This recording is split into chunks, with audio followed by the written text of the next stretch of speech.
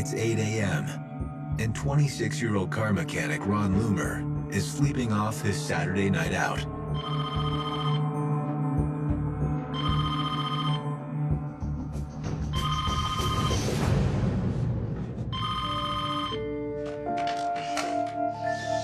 Hello? Ron, you gotta get in the house. And it's his friend William, who's frantic and says, my girlfriend Mary won't wake up. What? Mary, she's hurt bad. Okay. All right. All right, I'll be going in a minute.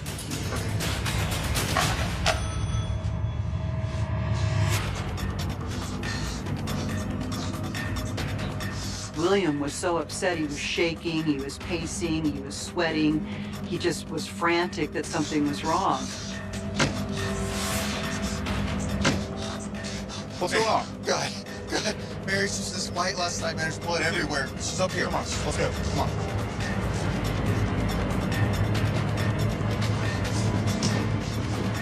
Ron, man, you gotta help me get to the hospital.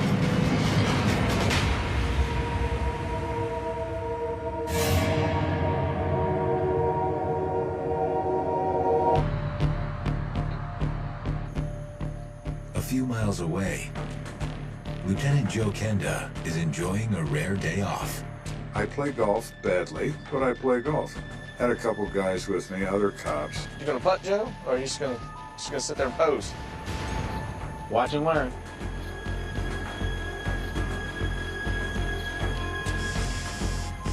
And my pager starts going crazy. I'm thinking, oh, no. Okay. Where's my gun? Where's my stuff? Where's my car? Because I'm gonna need all of that. And I'm gonna need it right now. 15 minutes later, Kenda pulls up to an apartment on the 1000 block of West Colorado Avenue. The west side of Colorado Springs are older homes converted into small apartments. The place I was going was one of those. One of Kenda's detectives, J.D. Walker, is already on scene. So where we at? The victim's gone. EMTs took her to the hospital. She wasn't deceased. She still had a low heartbeat, but she was in critical condition. What's the victim's name? Mary Mobus, 37 years old. The woman is Mary Mobus, and she is currently living with William Halstead in a common law situation. Mary didn't seem to have any enemies. People that knew her, liked her. She was kind and gentle. Kenda surveys the front yard for clues. I guess the blood comes all the way from the driveway up through here. Yeah. The bloody trail leads across the lawn and up the steps.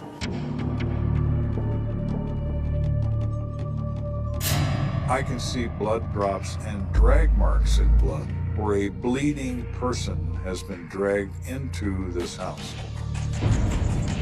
Someone is bleeding from a serious wound. The bleeding person has been moved through this apartment, steadying themselves against the walls with bloody handprints, turning on lights.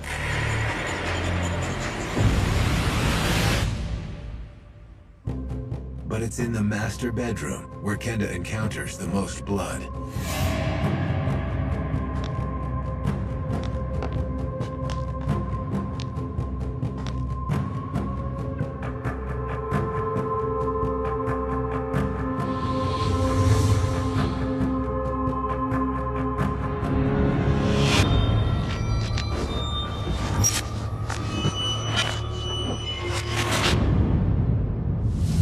There is heavy hemorrhagic bleeding in the bed.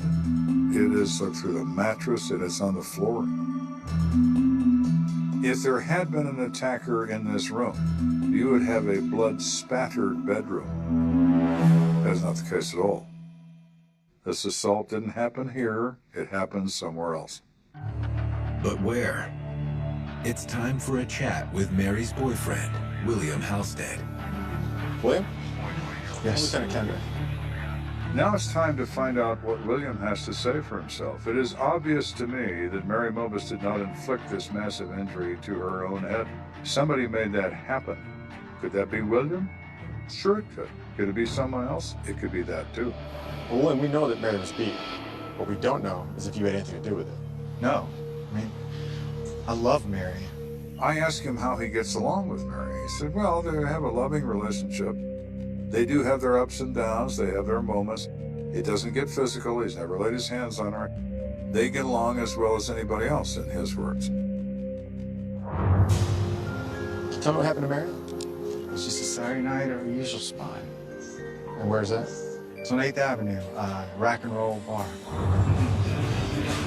According to William, it was getting late, and he and Mary had both been drinking.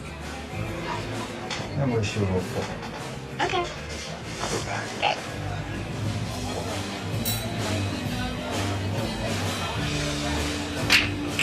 He was in the back of the bar shooting pool. Murray was visiting with different people, and he lost sight of her for a while.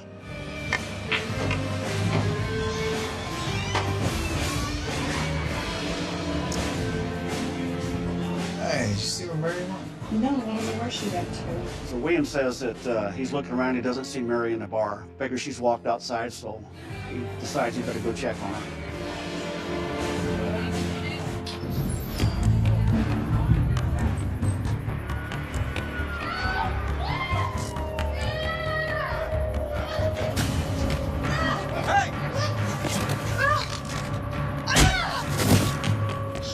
This person that was assaulting Murray ran out through the parking lot, and he doesn't know where they went. We gotta get you to the ER. No, just take me home. Hey, I'll drive here, okay? William tells Kenda that against his better judgment, he did just as Mary asked. Now, it's not uncommon for people, particularly younger people, to be reluctant to go to a hospital. They always believe they're going to be all right. She's also intoxicated, which impacts her ability to make a judgment of how badly she is hurt. You say you drove her home? Yeah. Is this your vehicle right here? There is blood. It's mostly on the passenger side of the vehicle. We didn't really look at it very closely because I want this examined in the laboratory and not on the street. Do you think of anyone that want to hurt Mary? Maybe somebody from her drug life. She's into drugs? Not anymore, though. She stopped it. According to William, she is reformed. She no longer uses. She actually works as a confidential informant now. Who's she working with? Metro Vice Narcotics, I think. BNI? Yeah, that's it. Now, he knows the name. That unit is referred to as VNI, Vice Narcotics Intelligence. But on the street, it's Metro Vice and Narcotics. And I'm thinking, uh-oh, if somebody in that business believed he was about to be set up by the police informant he was meeting at that bar that night, this could certainly lead to a savage beating. So whoever Mr. Drug Dealer is, right now looks like my absolute best bet.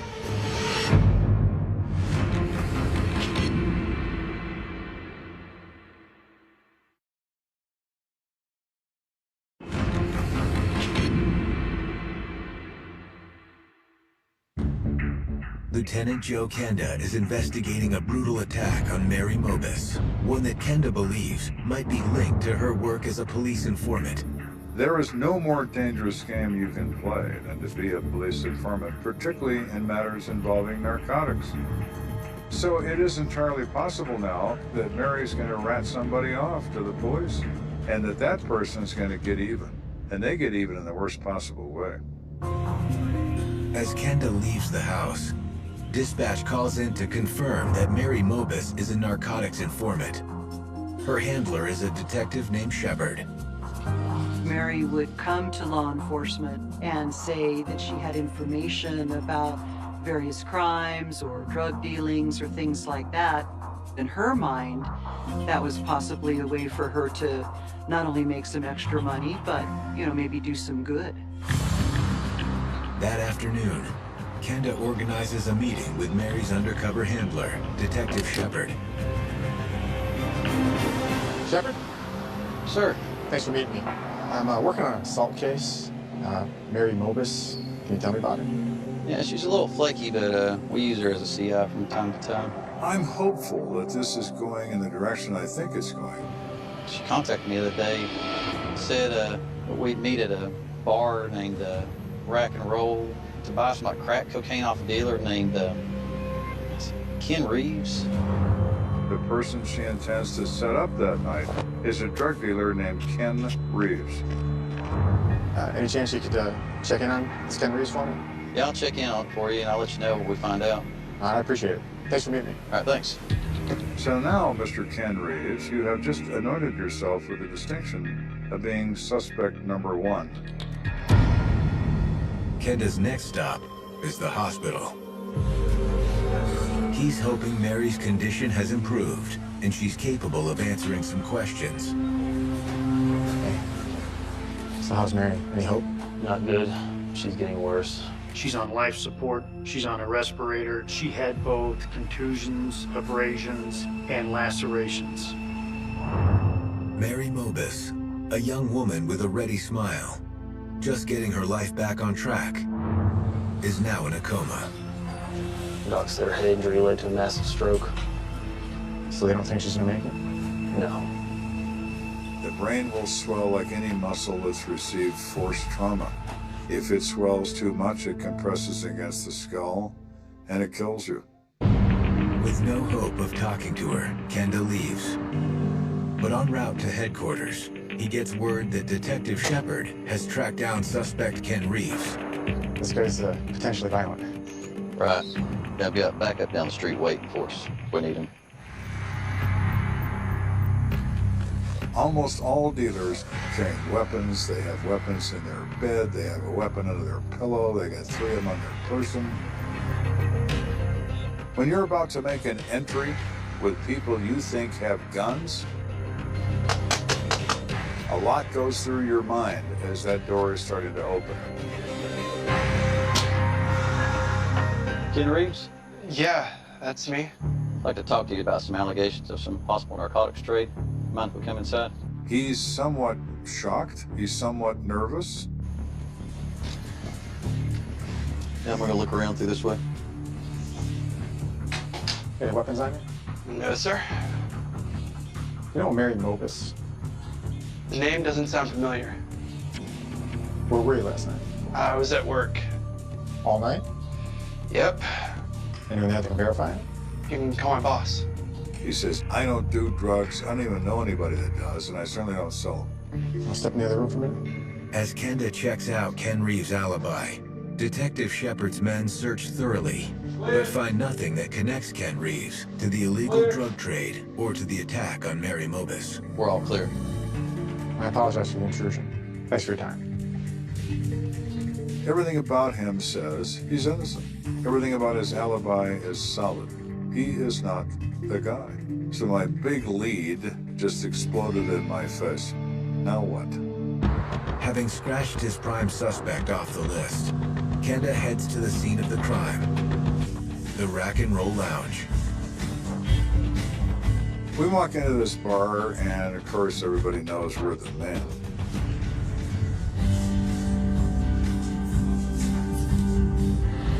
Hey, I'm the manager. Do you always carry a woman's purse? No. Just assume that's why you're here. We found it last night in the parking lot. And we look in the bag, and there is Mary Mobus's driver's license. Who found this? This is my bouncer. Can you show us where you found it? Sure. The fact that her purse is found in the parking lot after the fact itself bucks up what William has to say. That she is surprised as she approaches her own vehicle and assaulted by who knows.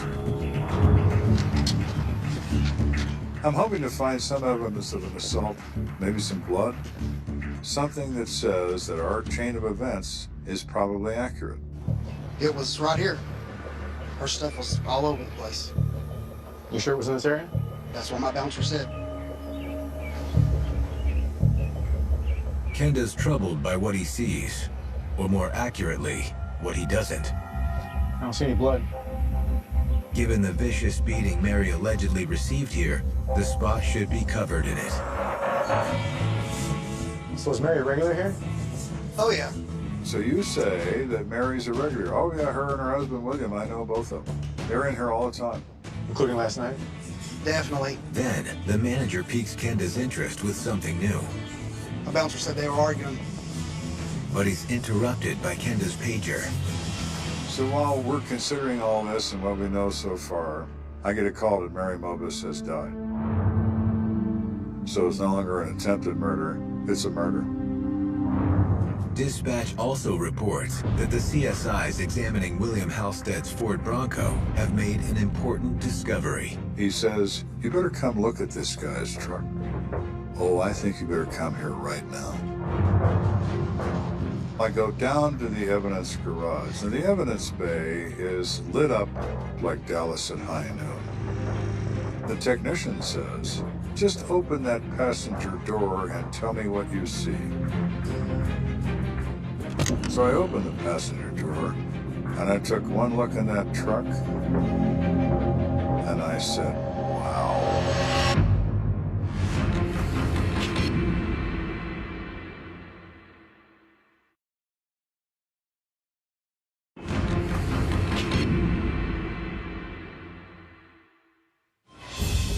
So here we are in this case. We have a 37-year-old female who's been grievously assaulted.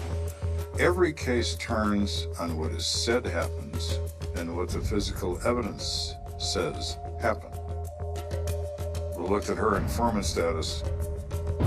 Now we're looking at some physical evidence that's going to turn this case upside down. There's blood spatter on the inside of the driver's side window. There's also blood spatter on the sliding steel levers that adjust the car's air and temperature. And there is long blonde hair adhered to the arm. Mary Mobus has long blonde hair. It was obvious to investigators that Mary was assaulted inside of this truck. The only person driving that truck is William Halstead. The crime scene I've been looking for is staring me in the face. All right, thank you. No problem. Within the hour, Kenda's men bring William Halstead in for questioning. We set him in an interrogation room and leave him alone for a while. I want him off balance. I want him to wonder why he's there.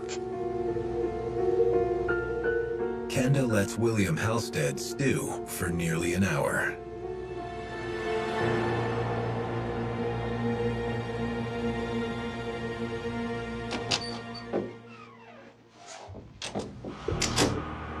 William?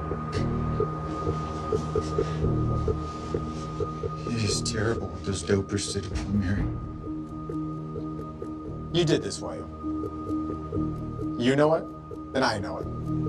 I tell him that his whole story that he told me is unadulterated bull.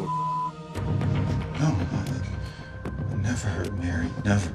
Cut the The evidence all over the inside of that Bronco. I can read that dashboard like a book. No, man, I love Mary. I would never hurt her. The way I see it, William, you don't really care that Mary's dead. The only thing you're concerned about is that I'm standing on your tail. And you don't like that. But you know, William, I kind of do. I want to talk to my lawyer. Are you sure that's the way you want to go? Yes, give me my lawyer. At that point, he lawyers up and refuses to tell us actually what happened. Officer? Go ahead and handcuff him. Stand up here, William. He's under arrest for murder. Put your hands behind your back. William Halstead is no longer talking, but even without William's cooperation, it's clear how the crime went down. We know that there's an argument in that bar. Nobody really remembers about what. Who are you talking to? What? No one. I was just looking around. You sleep that creep, don't you? Where are you going? Hey, I asked you a question. Where are you going? Leave me alone. She storms out of the place. That's why she left first. He follows her out. She's waiting at the car because it's probably locked. You gotta wait for somebody? Yeah, You waiting for? you. Waiting for you to take me home. Hey, lose that tongue. No, let go of me. Ah! Oh. Ah! Oh. William! He shoves her in the car. Purse is still on the ground. I'm not gonna let you do that to me anymore. What? He grabs her by the back of the head and drives her into that dash.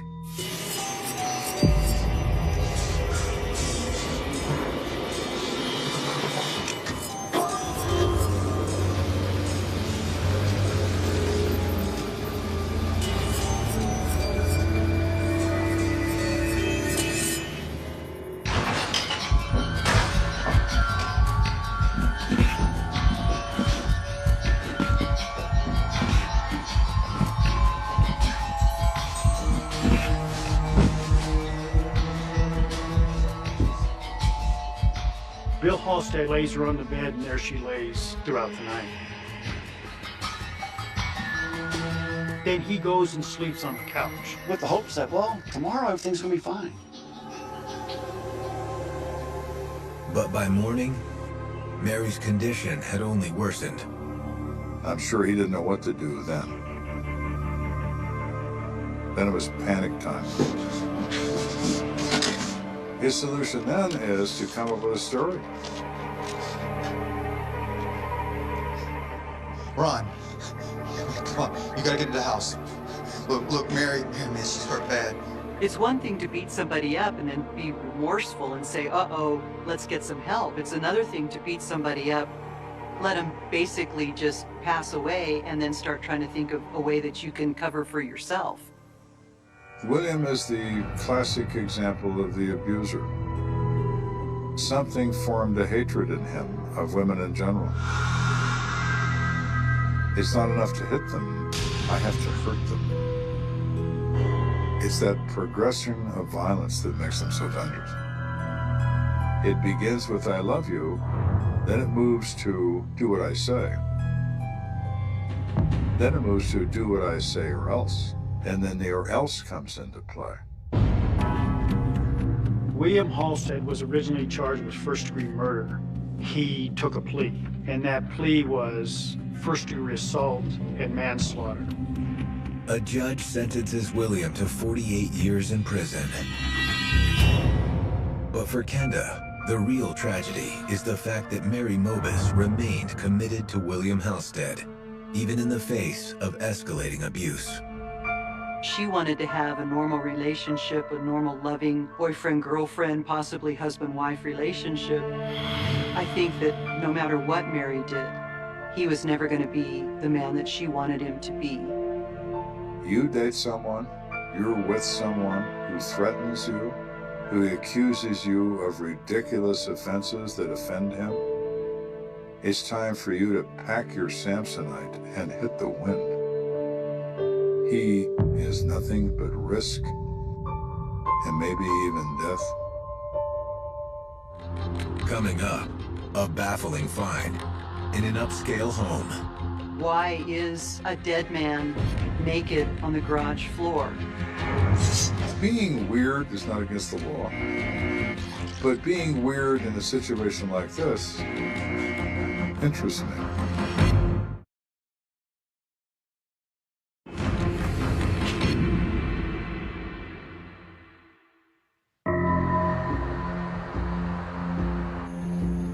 As the summer heat ratchets up, police in Colorado Springs are being slammed with cases.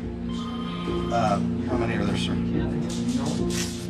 Hardly noticed in the fray, a bedraggled young man wanders in, clutching a yellow notepad. He's very upset and obviously has something to tell police.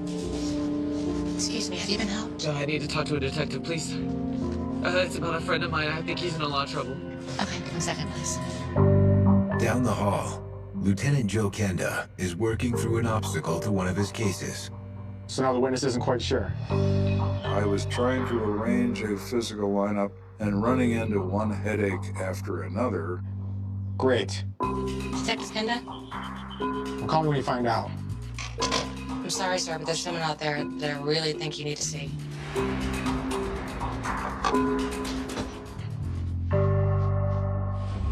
As she head nods toward this kid in the lobby.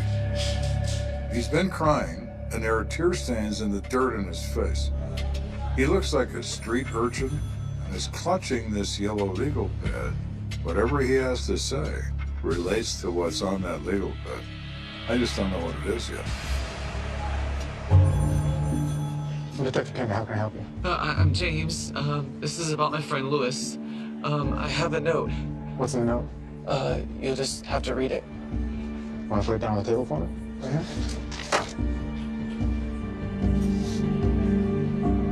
It's a confession to murder, followed by a suicide note.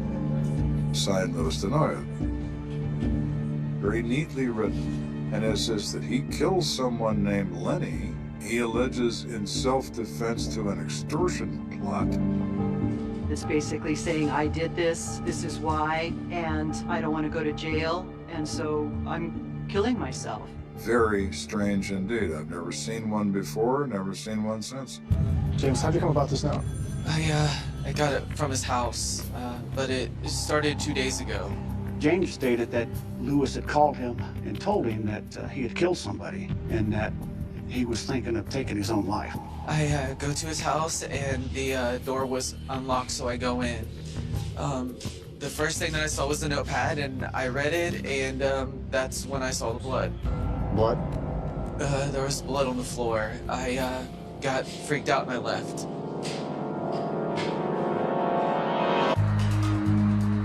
Moments later, witness James Dalton is guiding Lieutenant Kenda through a neighborhood his major crimes unit rarely visits, the Broadmoor. If you're moneyed, if you're wealthy, if you have prestige, that you want to live in the Broadmoor.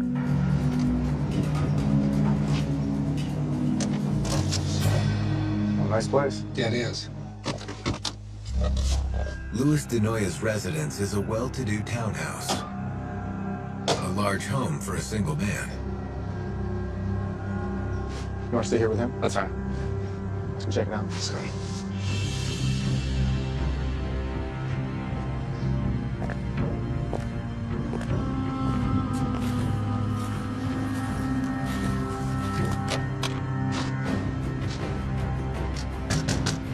Police, we're coming in!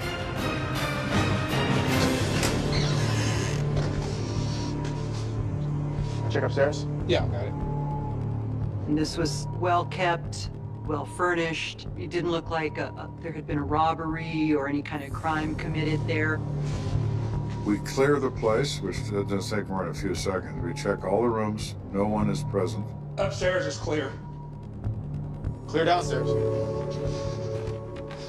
You've got blood? Yeah. Kenda spots a trail of blood leading into the garage.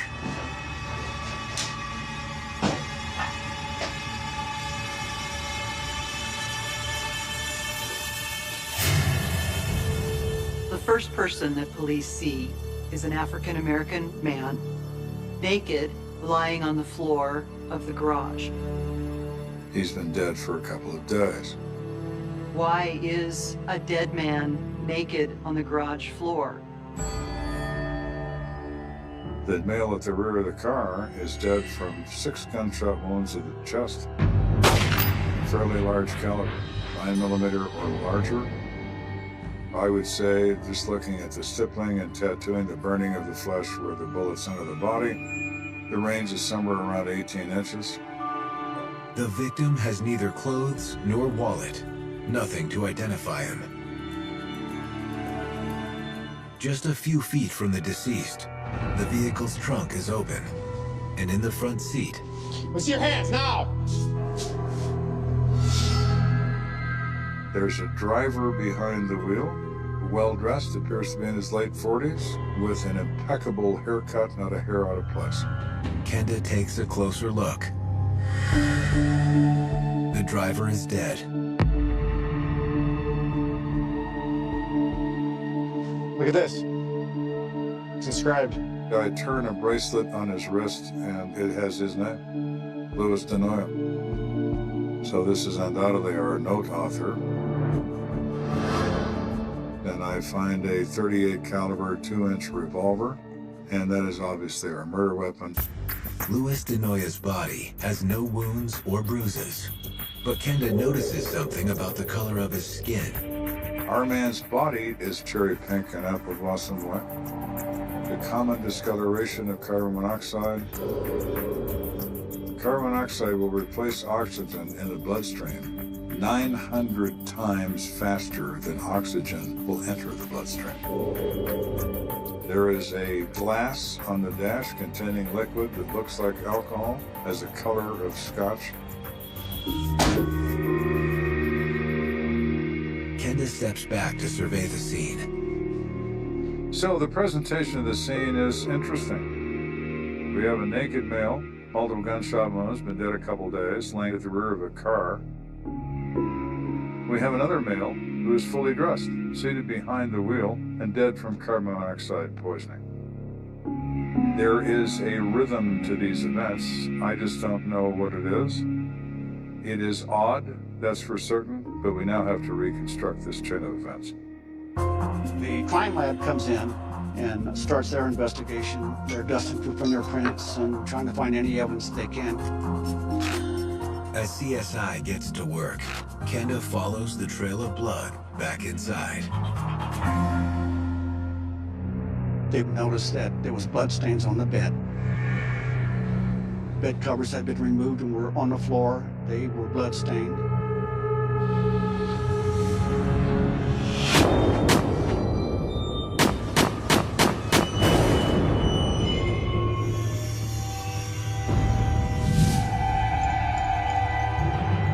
Check for an ID? Sure.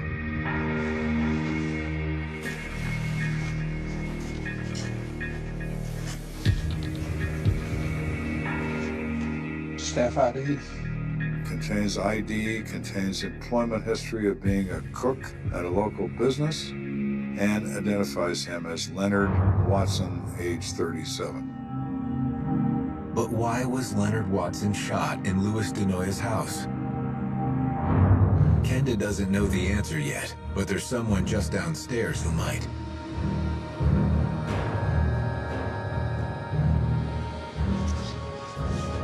So tell me about you and Louis. I met him at a bar. We would go out to dinner. James then started to tell them that he has known Louis for 2.5, 3 years, and that Louis was actually a senior vice president for Colorado Interstate Gas. But he doesn't need that income for his lifestyle. He doesn't need a job. He says that Louis is the son of this incredibly wealthy family from Texas. He was a good friend. Must have been a really good friend. You know this guy? We show him a picture of the individual that's in the garage. We obscure the name. I've never seen him before. While Kenda is questioning James Dalton, CSI makes an interesting find. And there was lots of liquor bottles and whatnot. Among them, a single beer bottle placed on top of the trash. And the more CSI checks it out, the more antsy James Dalton seems to get. What are they doing? Dusting for fingerprints. He's becoming more nervous by the minute. So is this a murder-suicide like you say, James? Or is it something much more than that you're involved in? That's what we're going to find out.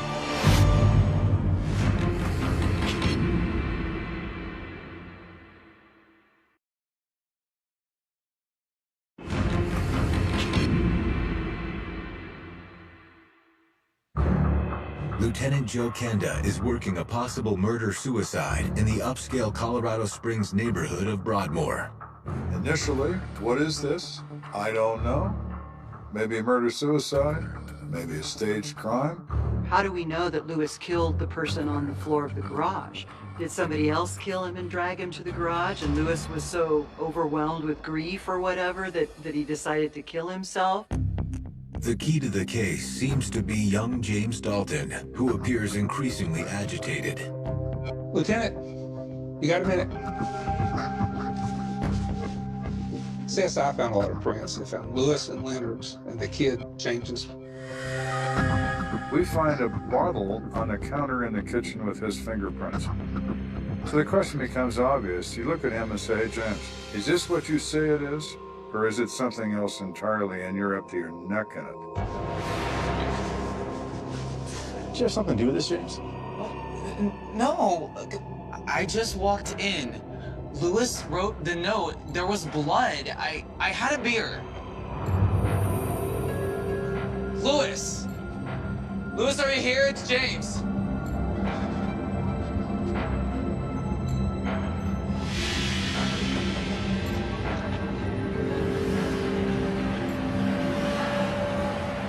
You're in a place filled with blood, and you've got a note that says murder and suicide has happened here, and you take time to drink a beer.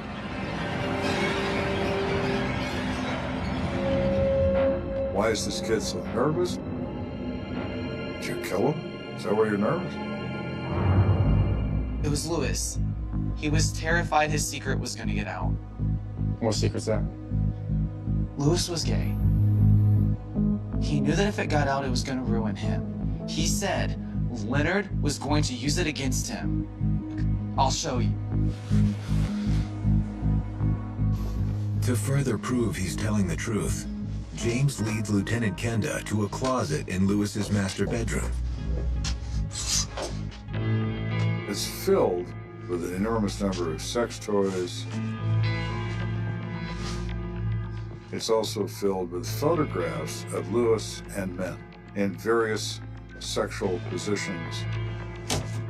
With all the evidence laid out before him, Kenda and his men put the final pieces of the puzzle together. Lewis somehow contacted Lenny and had convinced Lenny to come over possibly for a sexual rendezvous. Thank you. How you doing? I'm doing fine. How are you? You waking up in the morning? No complaints there? That's always a good thing. Yeah, absolutely. One of the theories was that perhaps Lewis had picked up Lenny as a trick. And once Lenny got there, he realized that this guy's got some money. So let me ask you something. Are you out? What are you talking about? I mean, do people know your lifestyle? Well, I mean, only the people I bring back here, you know, my friends. So it'd be worth something to you to keep it a secret. Leonard hits Lewis with his demand, and Lewis panics.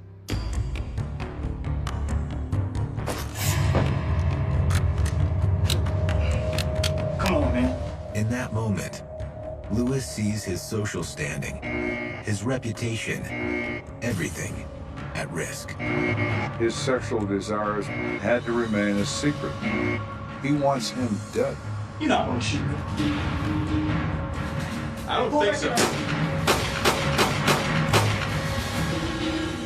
Lewis killed this man, and then he wants to conceal the death. So he tries to drag him out of the crime scene.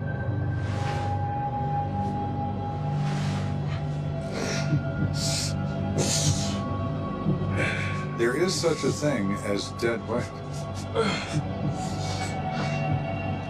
Picking up a dead guy is a very difficult thing to do. It would take probably 3 guys to pick that guy up off the garage floor and put him in that car. And he couldn't do it. Uh-oh.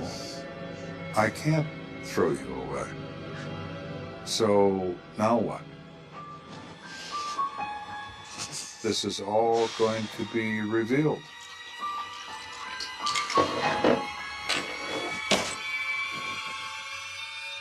That can't happen.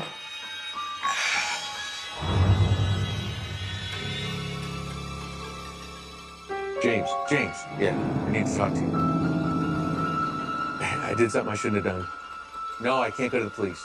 He says to James on the phone he doesn't want to go to prison, but in point of fact, he doesn't want to be exposed. Because if he didn't care about that, he wouldn't have put 6 bullets in Lenny. At the end of the conversation, James tells Lewis, I don't want to be involved in any of this. I understand. Thank you for everything. I hope you have a good life.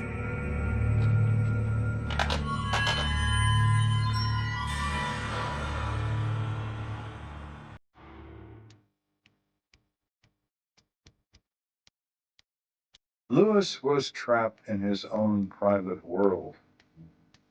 to live in a time in this country when homosexuality was frowned upon.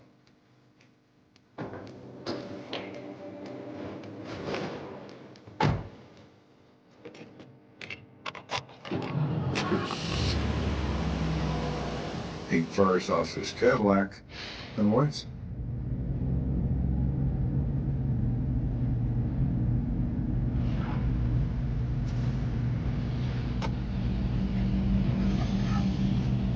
There's no suffering. There's no pain. You just literally go to sleep and you never wake up.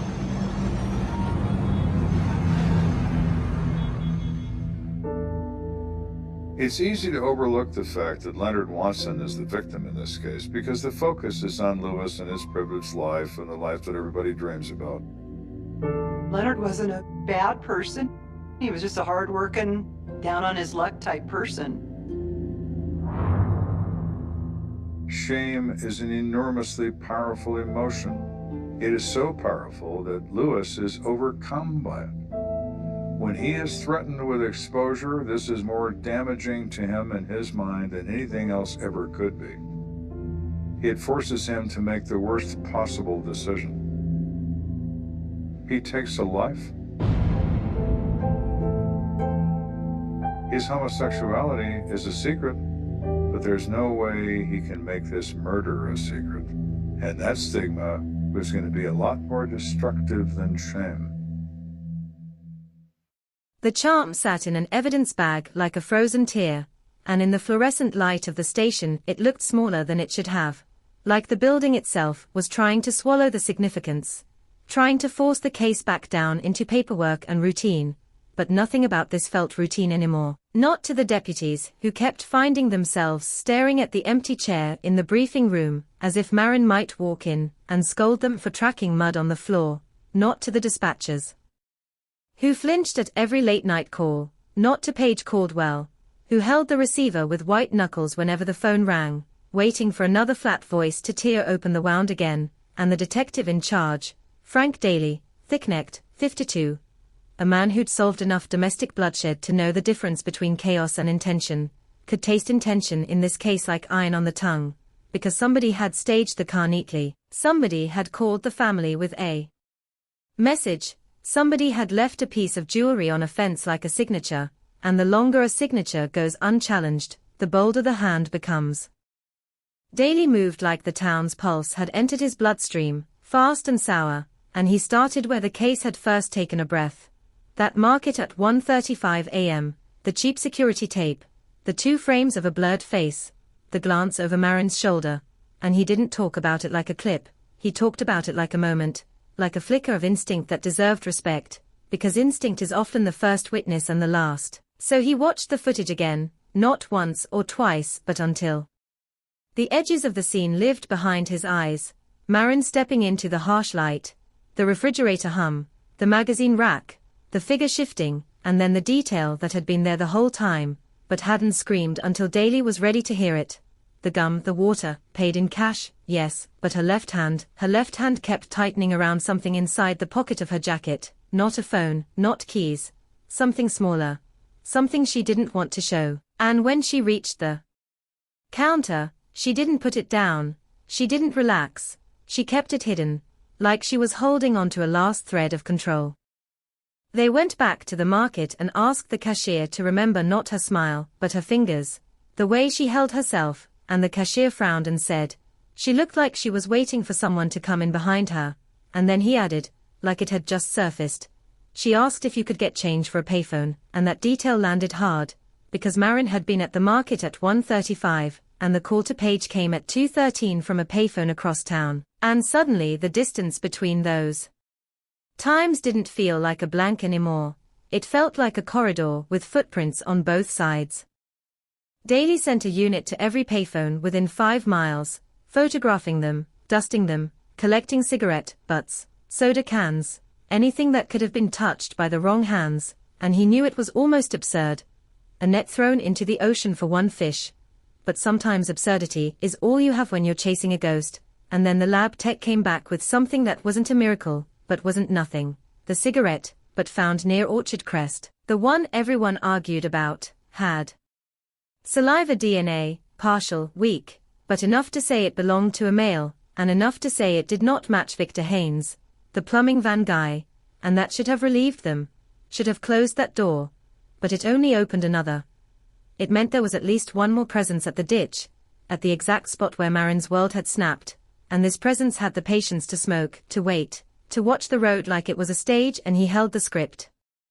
The case file thickened like a bruise, and the town thickened with it, paranoia layering over every familiar face, and Paige, unable to sit still, unable to breathe without doing something, started walking Marin's life like a crime scene, not the official one with tape, but the private one, the one only sisters know, drawers and closets and the secret logic of a person's habits. And on the third day she found a cardboard box, shoved behind sweaters in the hall closet, taped shut like it wasn't meant to be opened casually, and when she tore it open, the smell that rose was old paper, and dust and something like regret, and inside were photographs, letters, and a newspaper clipping yellowed at the edges, a headline from 5 years earlier.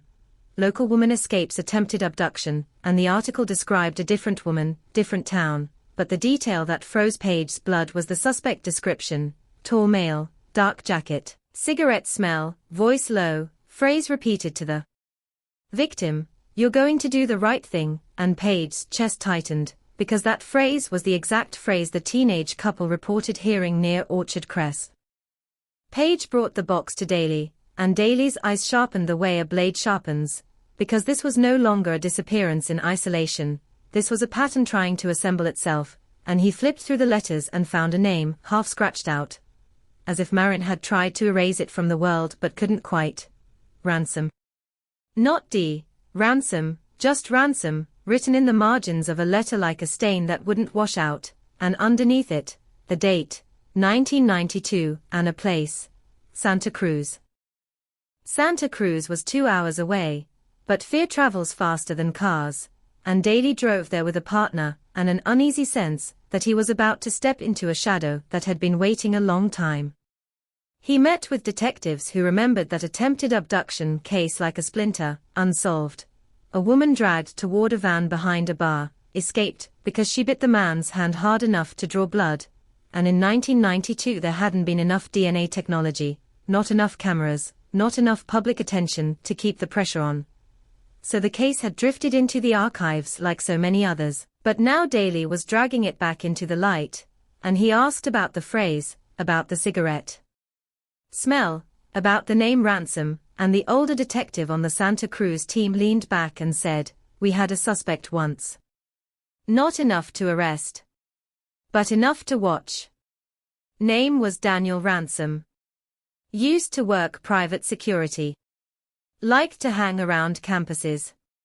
He paused, looking at Daly like he was measuring how much truth to pour. Then he moved. Disappeared. Like smoke.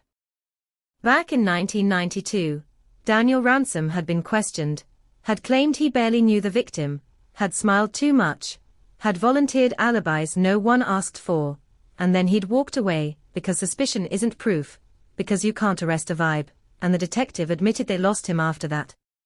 A man like that doesn't just stop being who he is, Daly thought. A man like that just learns. They pulled an old file, pages brittle, photos faded, and there it was, Ransom's driver's license photo, narrow face, eyes that didn't blink right, a look that suggested he was listening to something no one else could hear. Daly stared at it long enough that the features imprinted in his mind, and then he compared it to the 2 frames from the market tape, the blurred face near the magazine rack, and it wasn't a match you could take to court, but it was close enough to turn his stomach. Close enough to make the case feel suddenly intimate, like the predator had a name and a grin and a history of almosts. When Daly returned to his town, the atmosphere was electric with rumor, and the rumor had a new shape. A man seen at the library, pacing the aisles, asking about Marin. A man seen near the school parking lot, leaning on a car with a cigarette.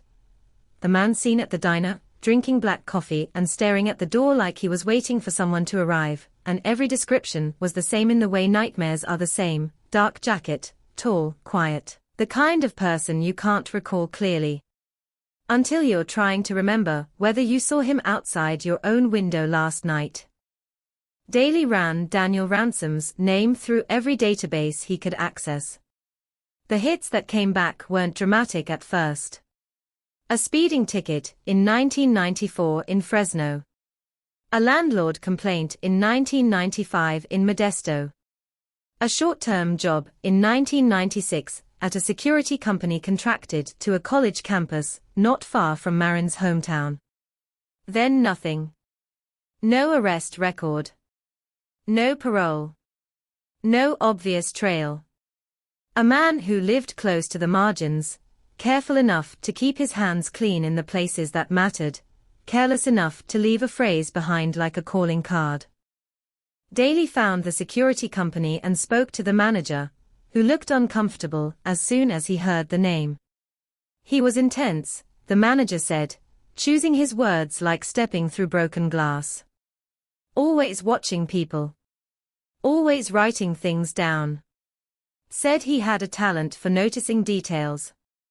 Daley asked if Ransom had ever been disciplined. The manager hesitated. We had complaints.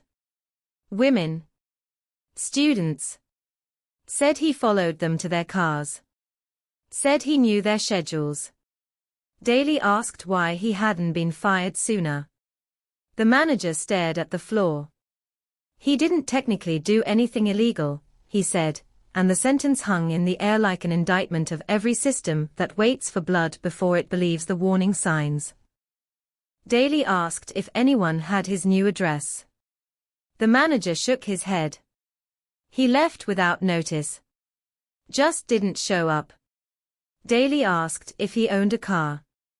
The manager pulled a file and showed a photocopy of an insurance form, a black sedan, older model, with a plate number that hit Daley like a fist, because it matched one of the plates in Marin's notebook. Now the notebook wasn't a mystery.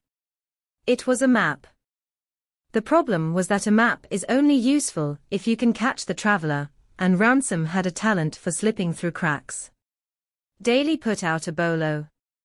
He called neighboring counties. He notified state agencies. But in 1997, information moved like molasses unless you had a reason to stir it, and might be connected, wasn't always enough to mobilize an entire network. So Daley did what desperate detectives do. He went where the suspect might still feel powerful. He went to the school. At Marin's high school, the halls smelled of floor wax and teenage sweat and something sharper now, fear disguised as normalcy. Teachers tried to smile. Students tried to laugh. But every time the door opened, heads turned, and every time footsteps echoed, hearts jumped. Daley walked into Marin's classroom, the locked door opened just for him, and he stood in the quiet, looking at the chalkboard where her handwriting still lingered. A quote from Poe, underlined twice, about the beating of a heart beneath floorboards. It would have been poetic if it wasn't so cruel. On her desk, the flowers had wilted. The notes had curled at the edges. Someone had left a small paper crane, its wings folded tight, as if even paper didn't dare spread itself out. Daley searched the room with permission and found nothing obvious until he checked the bottom drawer of her filing cabinet, the one with old lesson plans and student essays, and tucked behind folders he found another notebook, smaller, black cover, not the spiral one from the purse. Inside were observations written like a surveillance log. Dates. Times. Locations. Library, man in dark jacket, stairs too long. Parking lot, same car, plate ends 7K. Diner, black coffee, watches door. It wasn't paranoia. It was documentation. It was a person trying to build a case against her own unease. On one page, she'd drawn a crude sketch of a face, narrow, sharp chin, eyes like pins. Under it, a name, Ransom, with a question mark that looked like it had been stabbed into the paper. And below that, he said, "You remember me?" "I don't." Daley felt the room tilt slightly, not from dizziness, from the weight of realizing Marin had been hunted in slow motion. This wasn't a sudden ambush. This was a stalk. A campaign. A man weaving himself into the edges of her days until her instincts screamed loud enough for her to start writing plates, leaving warnings, marking patterns like she was trying to trap him with ink. He brought the notebook to the station, and the team worked it like a code. They plotted the sightings. They pulled phone records from the school, checked for calls from payphones, from blocked numbers, from unregistered lines. They found 3 calls to Marin's classroom after hours in the month before she vanished. Silent calls, no voice, just breathing, long enough for a person on the other end to know she was listening. The calls came from different payphones across town. Different locations. Same message. I can reach you anywhere. And then, late one night, as Daly sat under buzzing lights, pushing paper and fighting the sense that he was always minutes behind, another call came into dispatch. Not anonymous this time. Not blocked. A woman called from a highway rest stop 20 miles east. She was shaking so hard the operator could hear her teeth clicking. I saw her, the woman said. I swear to God I saw her. She described a girl in a dark car, head bowed, hair falling forward, a man's hand on her shoulder as he guided her toward the restroom building.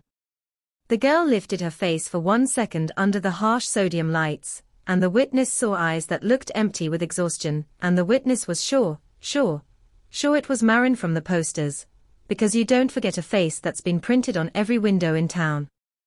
Units raced to the rest stop, lights off until the last mile, but when they arrived, there was nothing. No dark sedan. No man. No girl.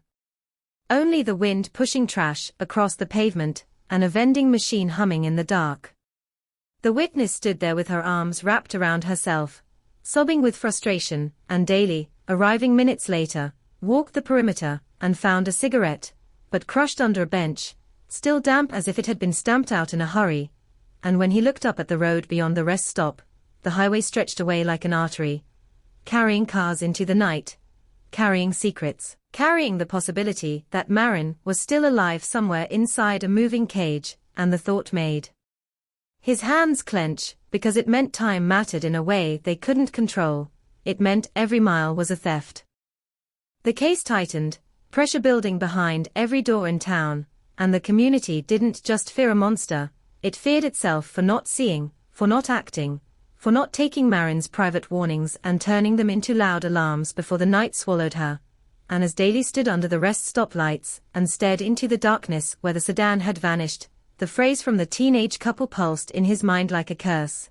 You're going to do the right thing. And for the first time he heard it not as a threat, but as a demand, not spoken to Marin alone, but to everyone left behind, because the right thing now wasn't comfort, wasn't reassurance, wasn't posters and prayers.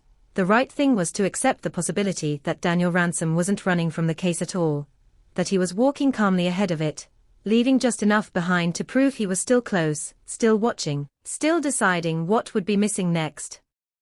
The highway rest stop faded behind them like a bad dream that refused to end, and Daly drove back with the witness's trembling voice still rattling in his skull, because in that 1 second under sodium lights, the case stopped being paper and became flesh again, and flesh meant urgency, and urgency meant mistakes, and he could not afford mistakes. Not when the town was starting to breathe in fear and exhale suspicion. Not when every parent in the county was looking at his badge like it was either a shield or a lie.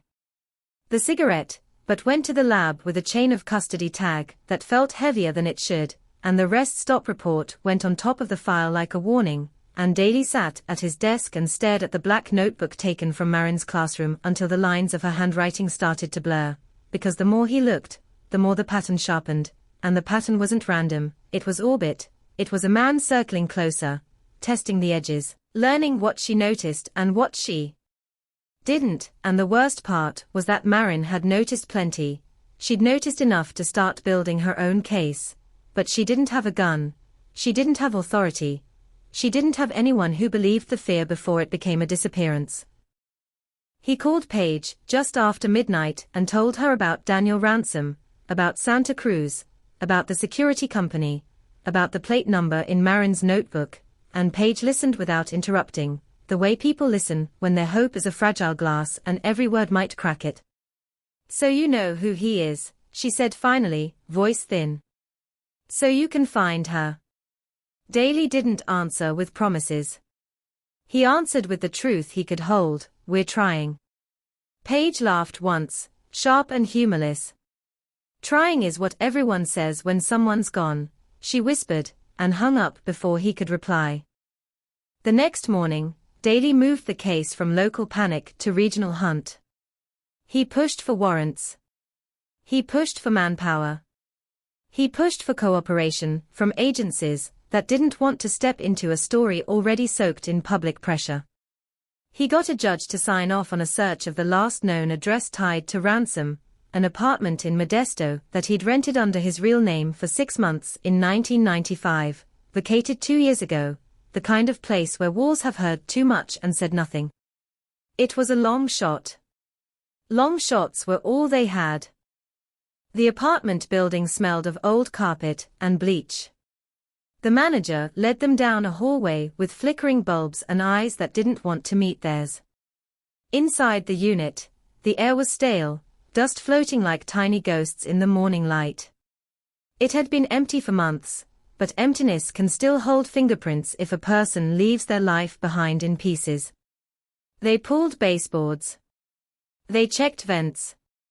They lifted loose floorboards. In the closet, behind where coats would hang, they found a small metal box bolted to the wall. Locked. Daly felt his pulse jump, as if his body recognized danger before his mind did. They pried it open. Inside were photographs. Not pornographic. Worse, in a way that made the skin crawl. Candid shots taken from distances, through windows, across streets. Women walking alone. Women unlocking car doors. Women bending to pick up grocery bags. The dates written on the back in neat ink like a collector labeling specimens. Some faces blurred, some clear enough to recognize if you knew them. One photo stopped Daly cold, because it wasn't a stranger. It was Marin. Standing at a copy machine in the teacher's lounge, unaware, her hair tucked behind her ear, the fluorescent light flattening her into a snapshot of normal life. The date on the back, 3 weeks before she vanished. The box also held a folded map of Northern California with circles drawn in red pen, towns, rest stops, back roads, and in the margin, a phrase repeated like a mantra, "Right thing." Over and over. The same words the teenage couple heard. The same words from Santa Cruz. Not a coincidence. A doctrine. Under the map, a cassette tape, unmarked. In 1997, tapes still existed like little coffins for sound. Daly hesitated before putting it into a player, as if hearing might contaminate him. The tape clicked, word, then a voice filled the room, male, low, close to the microphone, intimate in the worst way. It wasn't a confession. It was practice. Lines spoken slowly, tested for effect. "You're going to do the right thing." Pause. "You don't want trouble." Pause. "You'll feel better when you cooperate." It went on like that, a rehearsal for control, a performance of persuasion meant to be delivered in darkness. Daly's stomach turned. A man like this didn't improvise. He prepared. He refined. He believed he was entitled to obedience. They bagged everything. They photographed the wall where the metal box had been bolted, and that's when a tech noticed faint impressions in the paint beside it, rectangles, like something larger, had once been hung there unremoved. Daly ran his fingers along the wall and felt tiny holes from nails. A larger display. A collage. A shrine. A catalogue of people. And now it was gone, moved, taken, relocated, meaning Ransom hadn't just disappeared. He'd packed up his obsession and carried it forward. By afternoon, the case no longer belonged to one town. Posters went out with Ransom's face. The bolo had teeth now, backed by tangible evidence. And still, the phone didn't ring with the call they wanted. Still, no patrol car spotted him. Still, no motel clerk recognized him. Because men like Ransom are good at being forgettable until they choose to be remembered. Then the first letter arrived. It came to the station in a plain envelope, no return address, postmarked from a sorting facility 40 miles away. Inside was a single sheet of paper, torn from a notebook, with a sentence printed in block letters, as if the writer didn't want anyone to match it to handwriting. She should have listened.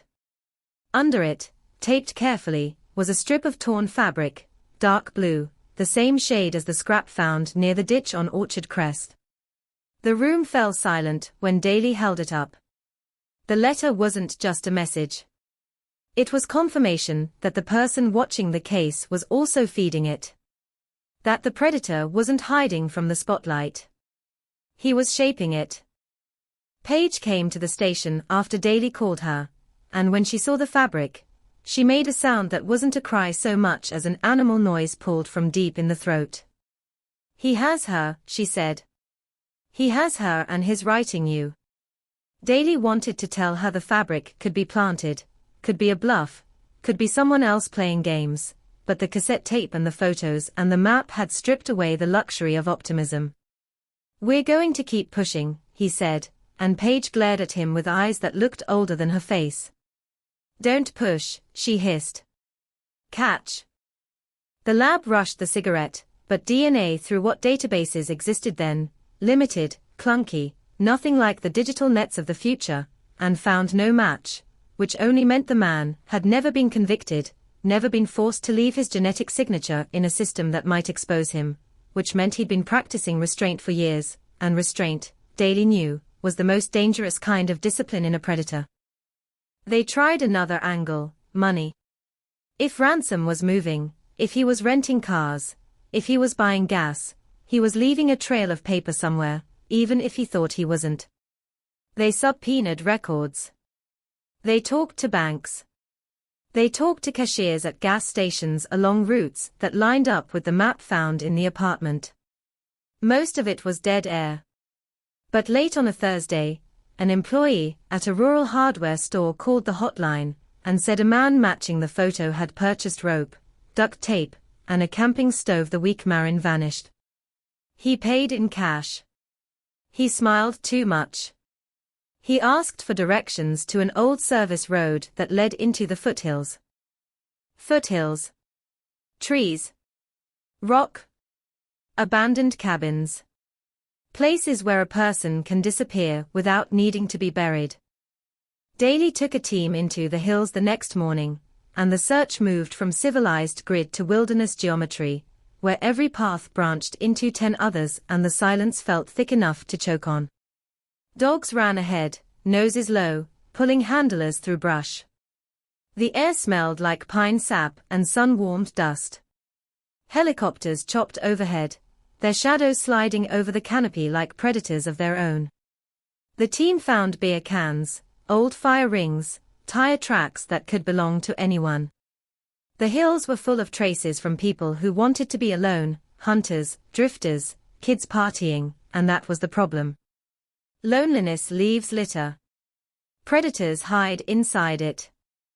Near midday, one of the dogs stopped at a patch of ground where the earth looked disturbed, not freshly, but recently enough to raise a hairline of dread. The handler called out. Daly knelt.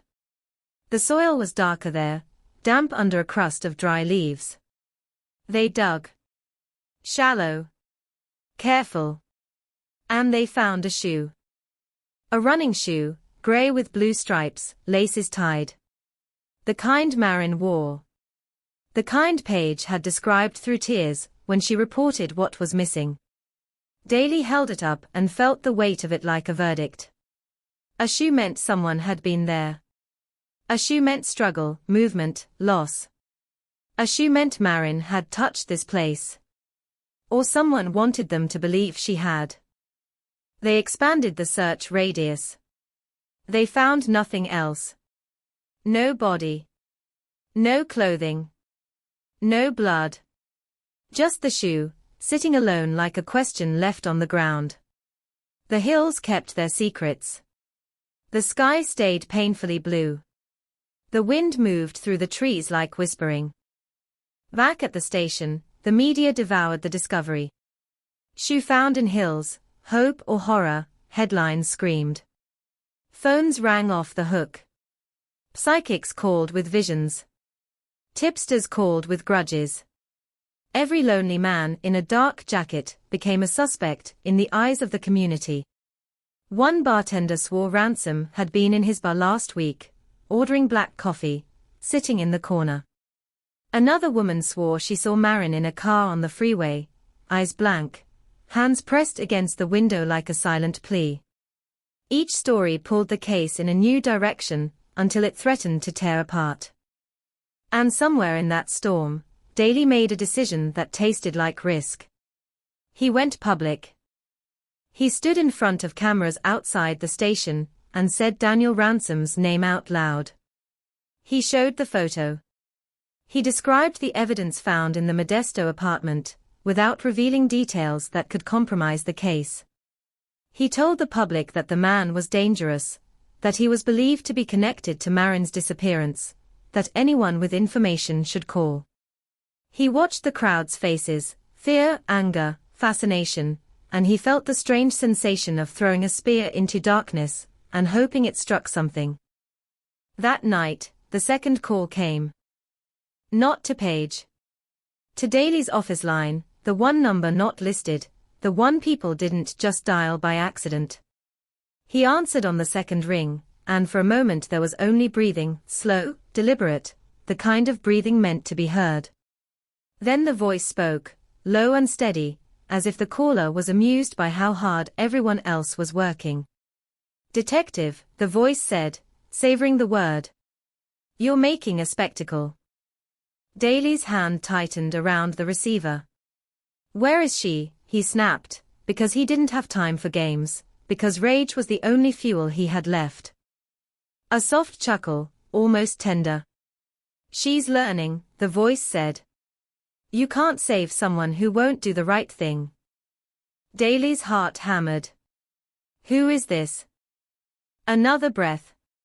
You already know. The voice dropped even lower, intimate, like a confession whispered against skin. You just can't prove it. Daly signaled to the tech beside him, the one ready to trace the call, fingers flying over switches and old equipment, but the voice continued, unhurried, as if the caller understood exactly how long it would take them. I watched her, he said, and the words made the room feel smaller. She's bright. She's stubborn. She thinks writing things down makes her safe. Daly swallowed bile. If you hurt her. You don't get to threaten me, the voice cut in, sudden steel. Then it softened again, like a hand smoothing a bruise. You want a clue, detective? Go back to where you found her car. Look under what people don't look under. Because that's where the truth hides. The line went dead. For a second, the office was frozen, every person holding their breath like the room itself had been listening. Daly stared at the receiver as if it might bite. The trace tech swore under his breath. Too short, he muttered. He knew. He timed it. Daly didn't sit down. He didn't exhale. He grabbed his coat and drove to Orchard Crest Road in the dark, headlights cutting through mist like a knife through fabric, and the ditch looked different at night, deeper, more hungry, the grass waving like fingers. Patrol cars lit the area with harsh beams. Daly stepped over the old tire marks, the spot where the charm had been found, the fence line where the scrap of cloth had snagged, and he forced himself to see it as the predator wanted him to see it. A stage set. A place where something had been hidden in plain sight. Look under what people don't look under. He crouched near the ditch, scanning the ground. Under rocks. Under debris. Under the lip of the culvert where runoff water trickled. His flashlight beam slid over damp concrete, over algae, over trash caught like driftwood. And then he saw it. A small plastic bag wedged beneath the culvert's edge, pressed tight against the underside where rainwater had kept it hidden, where no casual glance would catch it. He reached in with gloved fingers, pulled it free, and felt the sick jolt of knowing this was exactly what the caller wanted. Inside the bag was a cassette tape. Unmarked.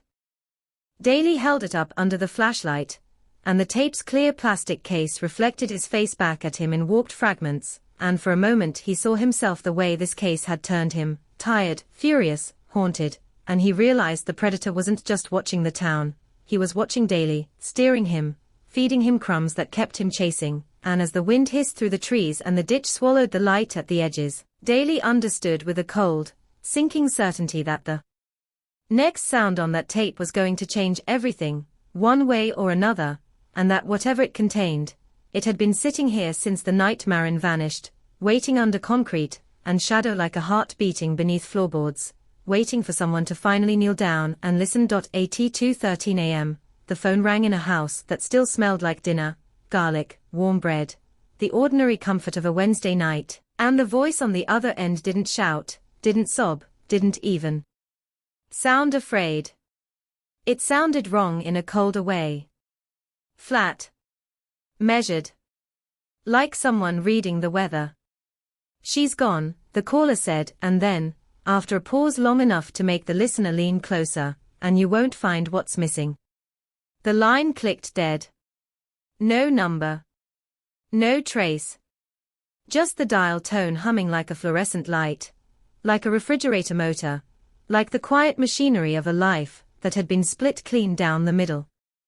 The next morning, the town woke up with sunlight on its shoulders and dread in its teeth.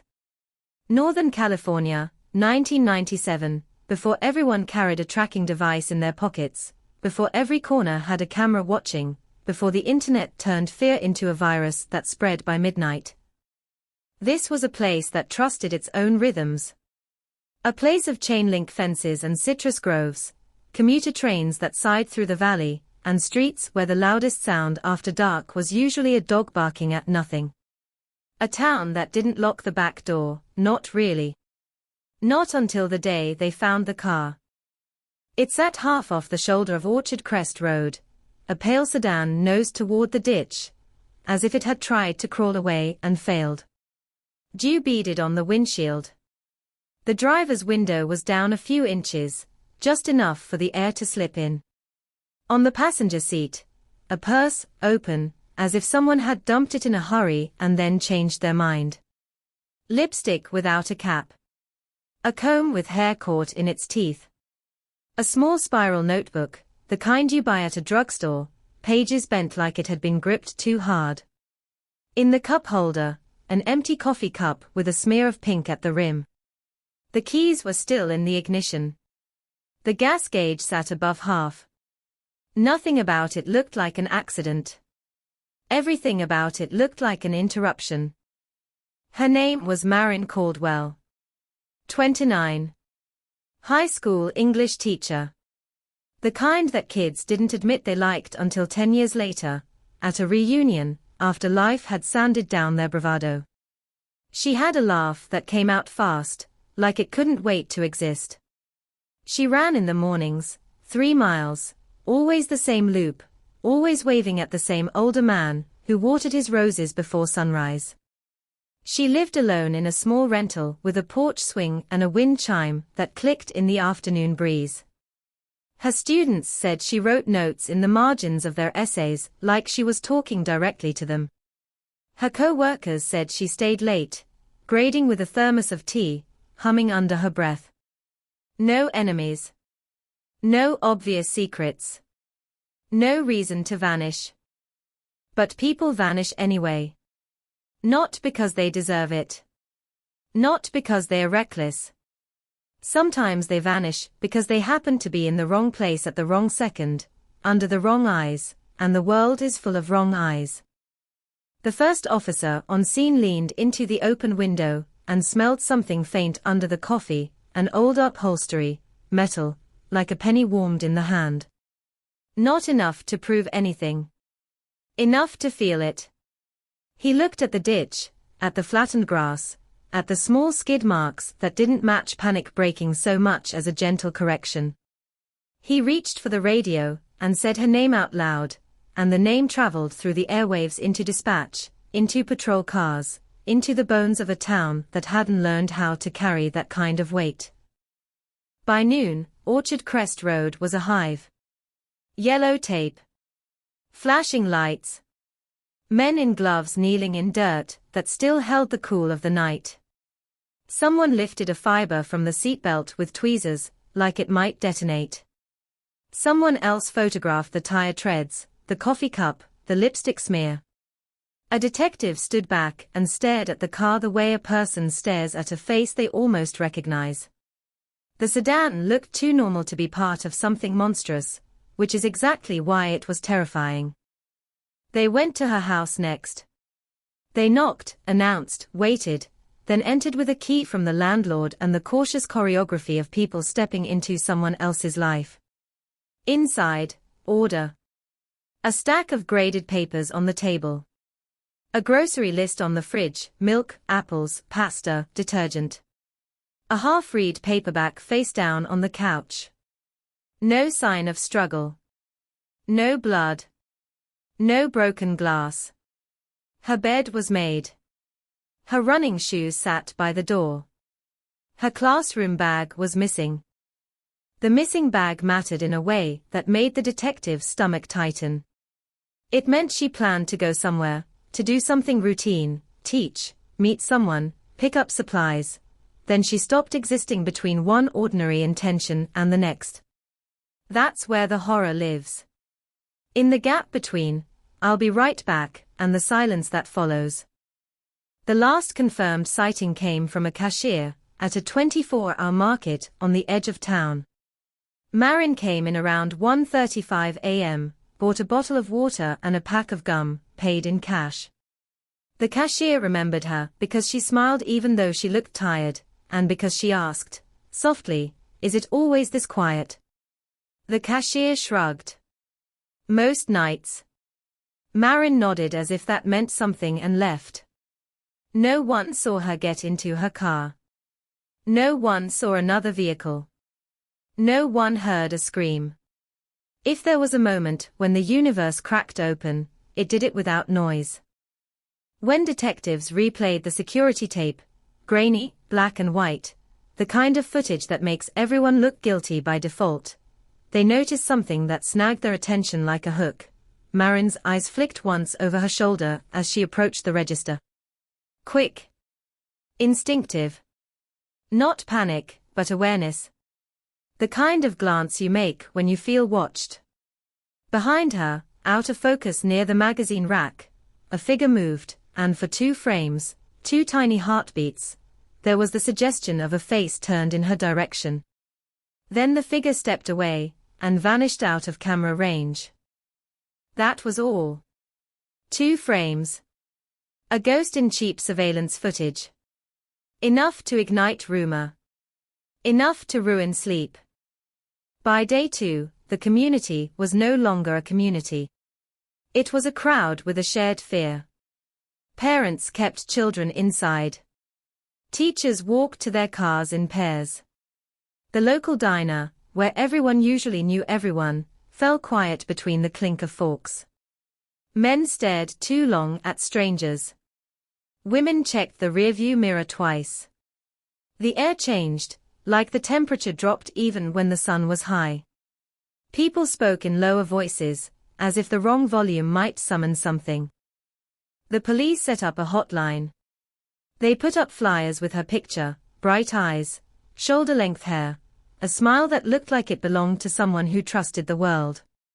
They canvassed the area around Orchard Crest Road and found what everyone wanted to find and what no one wanted to find.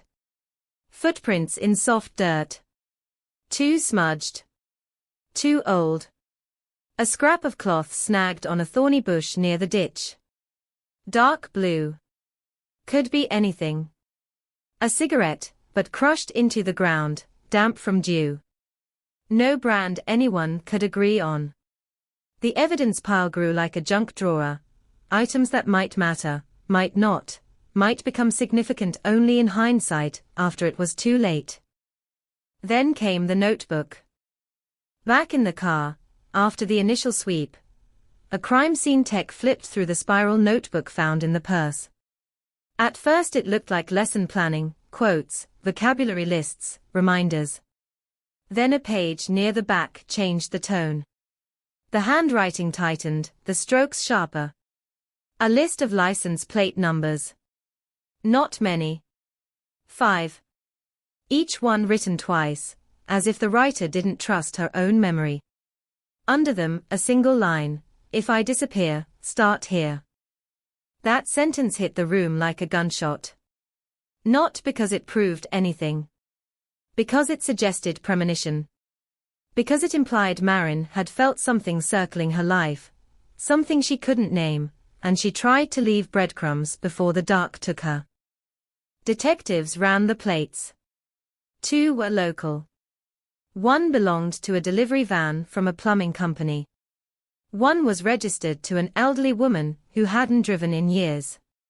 1 came back as a rental car, out of San Jose, returned 2 days before Marin vanished, washed, vacuumed, the interior wiped down like a crime scene being erased. A rental meant anonymity. A rental meant someone who planned ahead. They traced the plumbing van to a man named Victor Haynes, 38, recently divorced, living out of a motel on the highway. He had a minor record, bar fights, drunk driving, nothing that screamed predator. He swore he'd never met Marin Caldwell. He said he'd been working late on a job, then drinking alone, then sleeping. His story had holes big enough to walk through, but no one could prove he was lying. Not in 1997, not without phones pinging towers, not without cameras at every intersection. They searched his room. Found nothing but stale beer and loneliness. They visited the elderly woman whose plate was in the notebook. She blinked in confusion and held up her trembling hands. "I don't go anywhere," she said. "My son drives me to church." Her son's alibi checked out. The plate. A dead end. The rental car was worse. Paperwork, signatures, a name that could be fake, an address that led nowhere. A credit card number that turned out to be stolen. Whoever rented it had already vanished into the static. And then, like a flare in fog, something else surfaced. A teenage couple came forward and said they'd been parked off a side road near Orchard Crest around 2 a.m. They'd seen headlights. 2 sets. 1 car pulled behind another. They couldn't make out details, only silhouettes. But they remembered the way the second car's lights blinked twice, on, off, on, as if signaling. They remembered a door opening. A figure stepping out. The girl said she heard a voice, male, low, saying, "You're going to do the right thing." The boy said he heard a woman answer, tight and controlled, "I don't know you." Then they saw the first car's taillights swing, slow and deliberate, as if guided, not chased. The couple didn't call police at the time. They were teenagers. They were scared. They were doing what people do when they want to pretend nothing bad is happening. They drove away and tried to forget. Now they couldn't forget. Now the memory had teeth. Detectives mapped the timeline. Market at 1:35. Orchard Crest around 2 o'clock. Anonymous phone call at 2:13 to Marin's sister, who lived 40 miles away, and only got the call because Marin had written her number on the inside cover of that notebook. The caller knew. The caller had access to Marin's things. The caller wanted the family to feel the wound immediately, fresh and deep. They pulled phone records. The call came from a payphone outside a shuttered bowling alley on the south side of town. Payphones were supposed to be neutral, harmless, part of the landscape. That one became a shrine to fear overnight. Officers dusted it for prints. Found smears, partials, nothing clean enough to match. The payphone had been used by dozens of people in the previous week. Kids calling for rides. Drunks calling for mercy. Someone ordering pizza. The alley's security camera had been broken for months. Every step forward felt like stepping on a loose board above a dark basement. The case gained a name, because people need names to hold their fear. So the papers called it the Orchard Crest disappearance. The radio called it the teacher vanishing. The tabloids, sniffing blood in the water, called it California's midnight abduction, as if giving it a headline could make it make sense. Marin's classroom became a place nobody wanted to enter. Her students left flowers on her desk. Notes folded into little squares. Please come back. We miss you. I'm sorry I was mean. The principal locked the door and kept the key in his pocket like a talisman. Her co-workers spoke about her in present tense for a week, then in past tense by accident, then cried in the copy room when the weight of that slip hit them. The Caldwell family didn't sleep. Her sister, Paige, replayed the phone call until it became a bruise behind her eyes. You won't find what's missing. Missing could mean Marin. Missing could mean the truth. Missing could mean something taken from her, something private, something cruel. Paige started reading the notebook like scripture, tracing her sister's handwriting with shaking fingers, trying to feel her through ink. She found a torn corner of a page tucked into the back cover. Just 3 words, scribbled hard enough to leave an imprint: he knows me. Who was he? The detectives asked the question the way people ask about a shadow they can't quite see. Boyfriend? Ex? A student's father? A stranger who had decided she belonged to him? Marin had been careful, private. No serious relationship anyone knew of. No restraining orders. No diary full of confession. Just a life that looked clean on the surface, and suddenly felt like it might have hidden currents. They interviewed her neighbors. One mentioned a car that sometimes sat across the street at night, engine off, lights out. I thought it was kids, she said, shrugging, as if shrugging could undo a month of unease. Another neighbor said she'd seen Marin arguing on her porch with a man in a dark jacket a week earlier. Quiet argument, tight voices, no shouting. I didn't want to pry, the neighbor said, and the detective didn't say what he wanted to say, which was that prying is sometimes the difference between living and disappearing. They checked school records, staff logs, visitor sign INS. A name appeared once, scribbled in hurried pen: D. Ransom. No address. No phone number. No reason for visit. The receptionist couldn't remember his face, only that he'd smelled like cigarettes and rain. He asked for her, she said. He said it was important. Marin had stepped out, spoken to him for a few minutes near the parking lot, then returned pale, carrying herself like she'd been reminded of something she didn't want to remember. D. Ransom. The name sounded like a threat wearing a suit. They ran it. Nothing. No record. No DMV. No employment. A name that might not be a name at all, just a mask pulled over a mouth that didn't want to be identified. On the 5th night, as the search teams combed the fields again with flashlights and dogs and the desperate hope that the ground might give her back, a deputy found something caught on the wire fence near the ditch where her car had been left. It was small, almost invisible, a charm from a bracelet, silver, shaped like a tiny book. On its cover, engraved so lightly you could miss it if you blinked, a single letter, M. The deputy held it up and felt the cold metal bite his glove. A charm. A token. A piece of her life torn away, and left behind like a breadcrumb, or like a message. The town heard about it by morning because secrets don't stay buried when everyone is digging. The charm became a symbol. People spoke about it the way people speak about omens. And somewhere, in the quiet spaces between their sentences, the real dread hardened into something sharper. The idea that this wasn't random. That someone had touched Marin's life before that night, circled it, studied it. That the disappearance wasn't a single event, but the final snap of a trap that had been tightening for weeks, maybe months, while everyone around her went on making coffee, grading papers, locking nothing.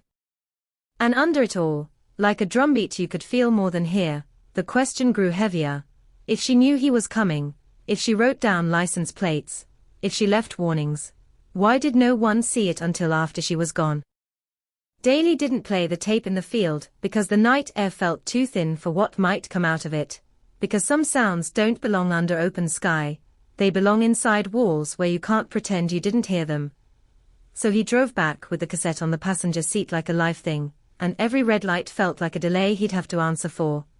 Every passing car felt like it could be watching, because once a predator calls you by your title, once he proves he can reach your private line, you start seeing his shadow in the seams of the world. And at the station the techs cleared a room, not out of protocol, but out of instinct, the kind that tells you when the air is about to turn poisonous. The cassette slid into the player with a dry click, and for 2 seconds there was only hiss, the low static of magnetic tape, like wind through dead grass, and then a sound came through, soft, close, the scrape of fabric, a shallow inhale, and a woman's voice, strained but steady, speaking as if each word had to be pulled out from underweight. "My name is Marin Caldwell," she said. "If you're hearing this, I didn't get away." There was a pause, and the silence after her sentence felt enormous, like the room itself leaned in.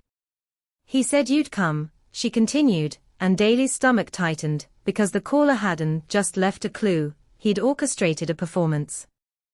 Marin's voice wasn't screaming, wasn't sobbing.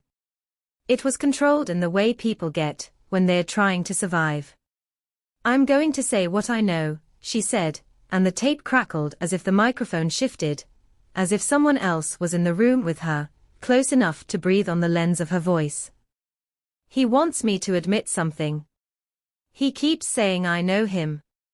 I don't remember him, but he's sure. He says it like a verdict."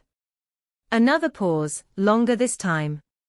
Then, faintly, a male voice in the background, low and patient, "Tell them the right thing." Daly looked at the tech beside him and saw the same expression on every face in the room, horror not at gore, not at violence, but at the intimacy of control, the way the man's voice slid into Marin's space like it belonged there. Marin swallowed, audible, and continued. "He told me he watched me for weeks," she said. "He knew my class schedule. He knew what I bought at the market. He knew what days I ran and what days I didn't." The tape hissed again, and her voice dipped as if she was forcing herself to stay calm. "He told me this isn't kidnapping. He said it's correction. Like I broke something and now he's fixing it." A soft sound, almost a laugh, from the male voice. "That's right," it murmured. "Correction." Daly's hands clenched on the edge of the table.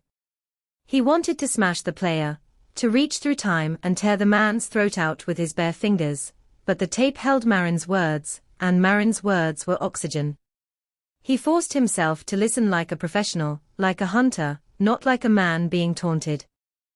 Marin's voice returned, slightly closer, as if she'd leaned toward the microphone. "I don't know where I am," she said.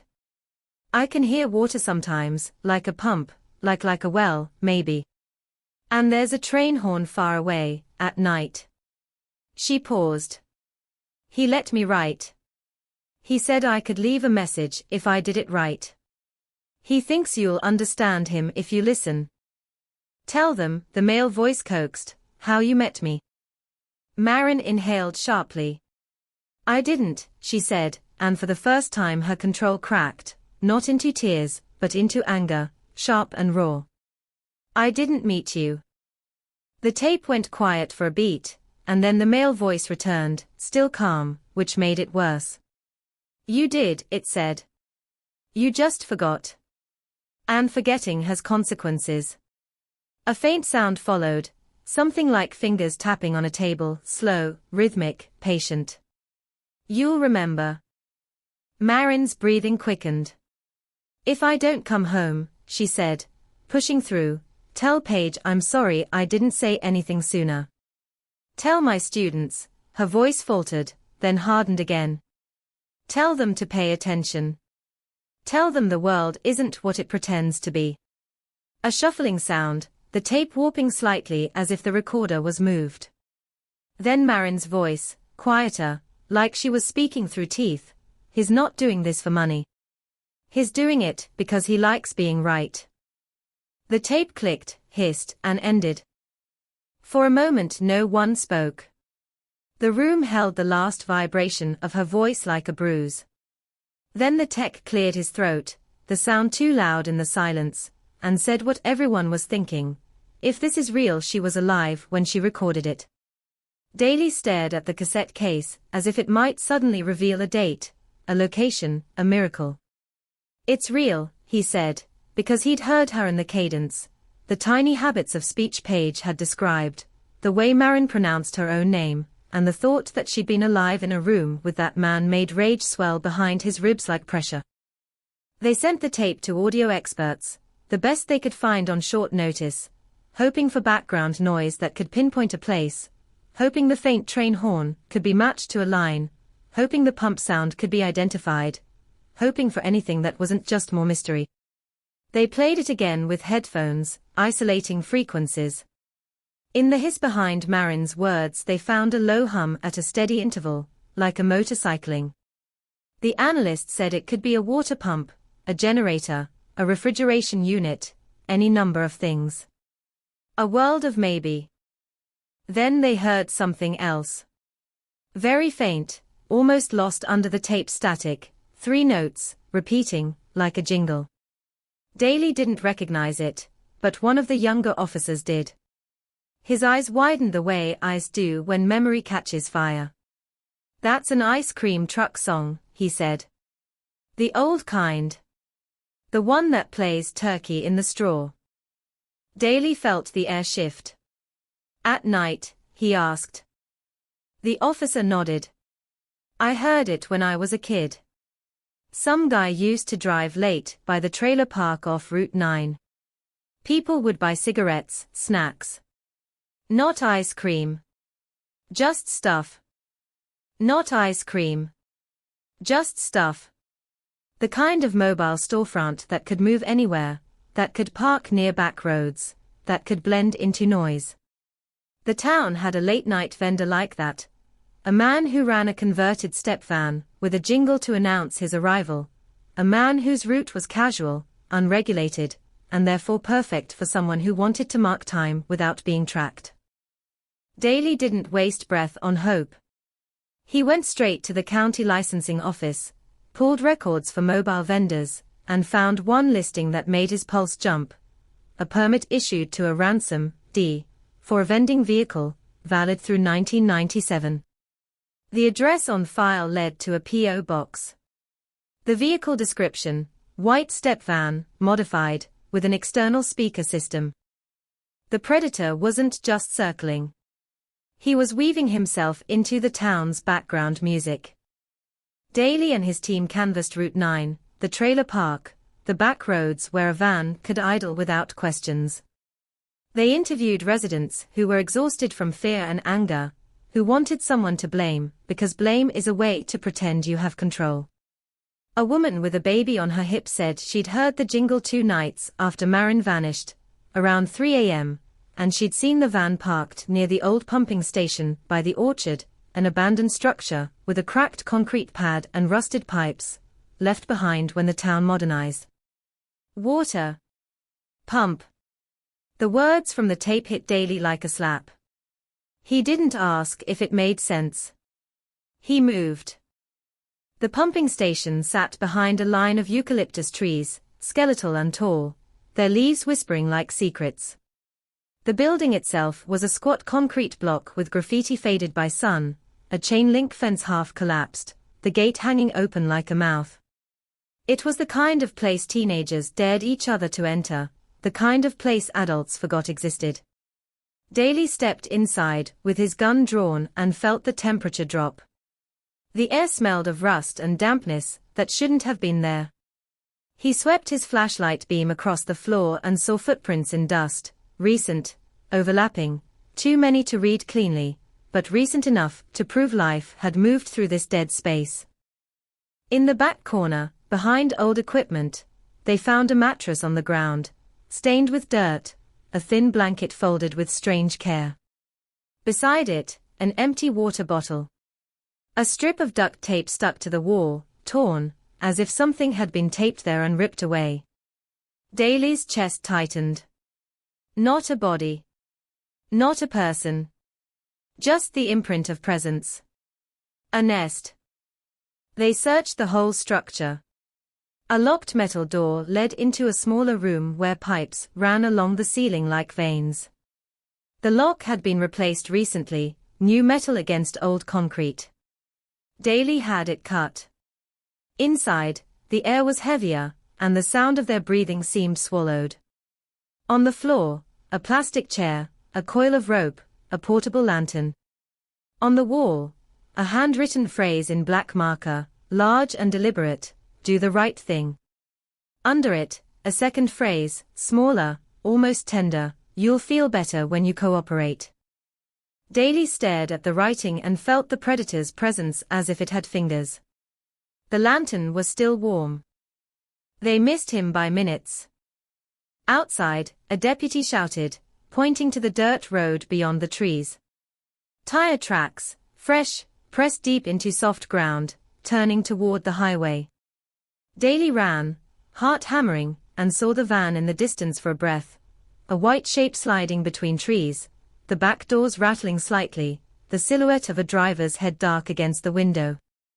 Daly raised his gun, useless at that range. He lunged for his car. Sirens erupted. Gravel spit under tires. The chase cut onto the highway, and the van accelerated, swaying as if carrying weight. Cars scattered. Horns blared. Daly's patrol unit closed the distance. For 1 second, as the van merged across lanes, Daly saw the rear window clearly, and there, taped to the inside like a taunt, was a piece of paper with block letters, "Too slow." The van took an exit toward the industrial outskirts, where warehouses squatted and streetlights flickered. Daly followed, siren screaming, adrenaline burning his throat. The van turned sharply down a service road lined with chain link and weeds, then vanished behind a row of storage units. Daly skidded to a stop, jumped out, gun up, and sprinted between metal doors that looked identical, each one a potential coffin. "Cut him off," he shouted into the radio, but the radio cracked with confusion, units scrambling to find entrances, to find routes, and in those seconds chaos bloomed, the kind of chaos a prepared man counts on. Daly reached the end of the row, and saw the van again, now parked crooked beside an open unit. The driver's door hung open. No one visible. Daly approached, slow, weapon-trained, senses screaming. Inside the cab, the air smelled of cigarettes and cheap cologne. On the passenger seat was a tape recorder, the same type used for cassettes, its red record button scratched, its plastic worn. And on the floorboard, a single gray running shoe with blue stripes. Marin's other shoe. Daly's vision tunneled. A shoe in the hills. A shoe in the van. 2 points in a triangle that led nowhere and everywhere. He stepped closer and saw something on the dashboard, a small silver charm shaped like a book. Marin's charm, or another one, identical, placed carefully like a calling card. Beneath it, a note in the same block letters, "She's not here." The storage unit behind the van was empty except for a folding chair, and a portable speaker system wired to a battery, the kind used to broadcast a jingle. There were no restraints. No blood. No body.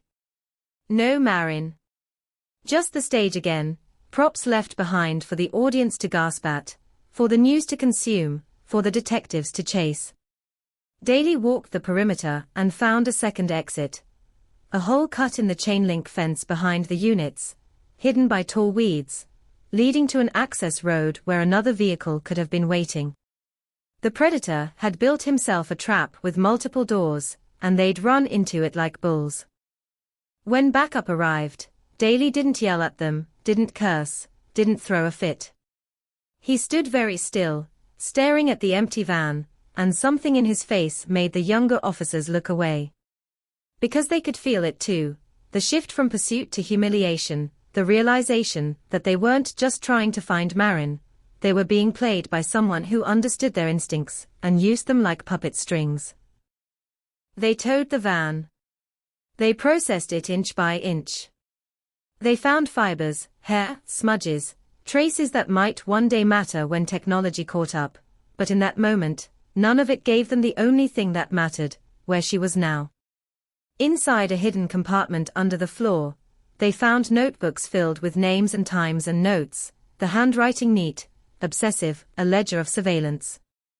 Marin's name appeared dozens of times, surrounded by arrows and underlines like she was the center of a private universe. Next to one entry, written in ink so dark it looked carved, she resists. She will learn.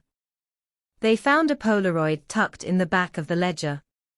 It showed a woman sitting on a chair, head bowed, hair falling forward. The image was too dark to see her face clearly. But the caption underneath, in block letters, was unmistakable, still doesn't remember. Daly stared at it until his eyes ached. Not proof. Not rescue. Just another blade. The media descended like vultures, cameras flashing at the impound lot, microphones shoved toward officers' mouths. Did you have him? Was she in the van? Is this Daniel Ransom? Daly said nothing. He couldn't. Because the truth was a bitter thing. They had the Predator's vehicle, the Predator's words, the Predator's rituals, but not the Predator, and not Marin, and the town didn't want ritual, it wanted resolution. That night, Paige sat on Marin's porch swing with a blanket wrapped tight around her shoulders, staring at the dark street like she expected a van to roll up with a jingle and a body and an apology. Daly came to the house, because he felt like he owed her his presence, even if presence was meaningless compared to answers. Paige didn't look at him when he approached. She kept her eyes on the road. He called you, she said, voice flat. He left you a tape. He left you a van. He left you shoes. She finally turned, and her eyes were bright with a dangerous kind of clarity. He's leaving you pieces, because he wants you to build the story he's writing. Daly swallowed. We're closer, he said, and the words sounded hollow even to him. Paige shook her head slowly. Closer to him, she corrected. Not closer to her. And the wind chime on the porch clicked once, a small sound that felt like a countdown. Daly stood there under the porch light and felt the case settle into his bones like a sickness, because he understood now that Daniel Ransom wasn't just abducting a woman, he was abducting the town's sense of safety, one clue at a time, one taunt at a time, turning everyone into witnesses to their own helplessness, and somewhere out there, beyond the streetlights, beyond the cameras, beyond the reach of sirens, Marin's voice existed on magnetic tape, trapped in a loop of static and courage.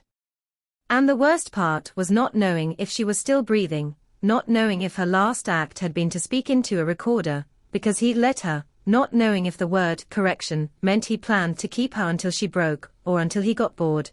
And as Daly walked back to his car with the night pressing in, he realized the Predator had done something almost surgical.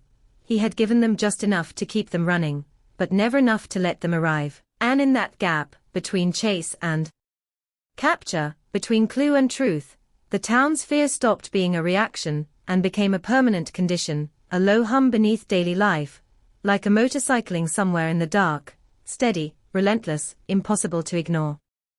The van sat behind locked gates at the impound lot, washed in floodlights like an animal pinned for study, and still it felt like it could move on its own if they looked away for 1 second, because everything about Ransom's work carried that sensation, motion without permission, presence without invitation. So Daly made it a rule that someone was always there, always watching the watchers, because a man who could slip a cassette under a culvert could slip into an impound lot just as easily if he wanted to prove a point, and the thought made the skin between Daly's shoulder blades itch with the certainty of being observed. They pulled the van apart the way you pull apart a lie, piece by piece, hoping the seams would finally tear and spill the truth. Panels came off. Carpet came up. Speakers were unscrewed. The portable jingle system was traced to cheap parts, bought in cash from places that didn't care who you were. A fingerprint tech lifted smudges from the steering wheel, the door handle, the tape recorder buttons, but every print came back partial, smeared, or useless, either because Ransom wore gloves, or because he'd learned exactly where to touch and how lightly to touch it. They found hairs caught in the seat stitching, but no root, no DNA worth anything. They found fibers matching duct tape, matching rope, matching the kind of blanket used in the pumping station, and it all circled back to the same truth. The van had been used, the van had been staged, and the van had been cleaned like a church altar after a sacrifice. Then they found the smell. It wasn't obvious at first, not through gloves and procedure and the numbness that builds when you're staring at horror all day, but one of the older techs, an ex-military guy with a nose tuned to wrongness, paused at the back doors and leaned in, and his face tightened. "There's bleach," he said. "And something underneath." He didn't say what underneath meant, because everyone in that bay already knew the language of bodies, but he reached into a seam where the metal met the rubber gasket, and pulled out a tiny dark flake, no bigger than a fingernail, brittle and dry. "Send it," Daly said, voice rough. The lab came back 2 days later with a result that didn't close anything, but did change the temperature in the room. The flake was blood. Human. The amount was too small to type reliably, and contamination was possible, and a defense attorney could shred it, but blood in that van wasn't theater. Blood was physics. Blood meant someone had bled in there, and whether it was Marin or someone else, it meant the predator's stage had a trapdoor, and underneath the trapdoor there was damage. Daly tried to tell himself that blood could mean she fought. It could mean she survived. It could mean she left him something he didn't anticipate. But the case didn't reward optimism. The case punished it. That same afternoon, as if the universe enjoyed timing, a call came in from the county line. A patrol officer had found a burnt-out sedan in a dry creek bed off a service road, the paint blistered, the windows soot black, the skeleton of a car that looked like it had been pushed there and lit like an offering. Daly drove out with his jaw clenched so tight his teeth hurt. He didn't need a psychic to tell him what he was about to see. The air smelled of char and sun. The creek bed was dry, rocks white as bone. The car's frame sat crooked like a snapped spine. A license plate lay on the ground nearby, thrown off as if even the fire didn't want to keep it. The plate number matched the rental car from San Jose. Ransom had used the rental, returned it cleaned, and still decided to destroy a second vehicle that could connect him to the movement after the van. Or someone else had. Or the rental car wasn't the last vehicle in the chain, just one link in a longer system of shifting shells.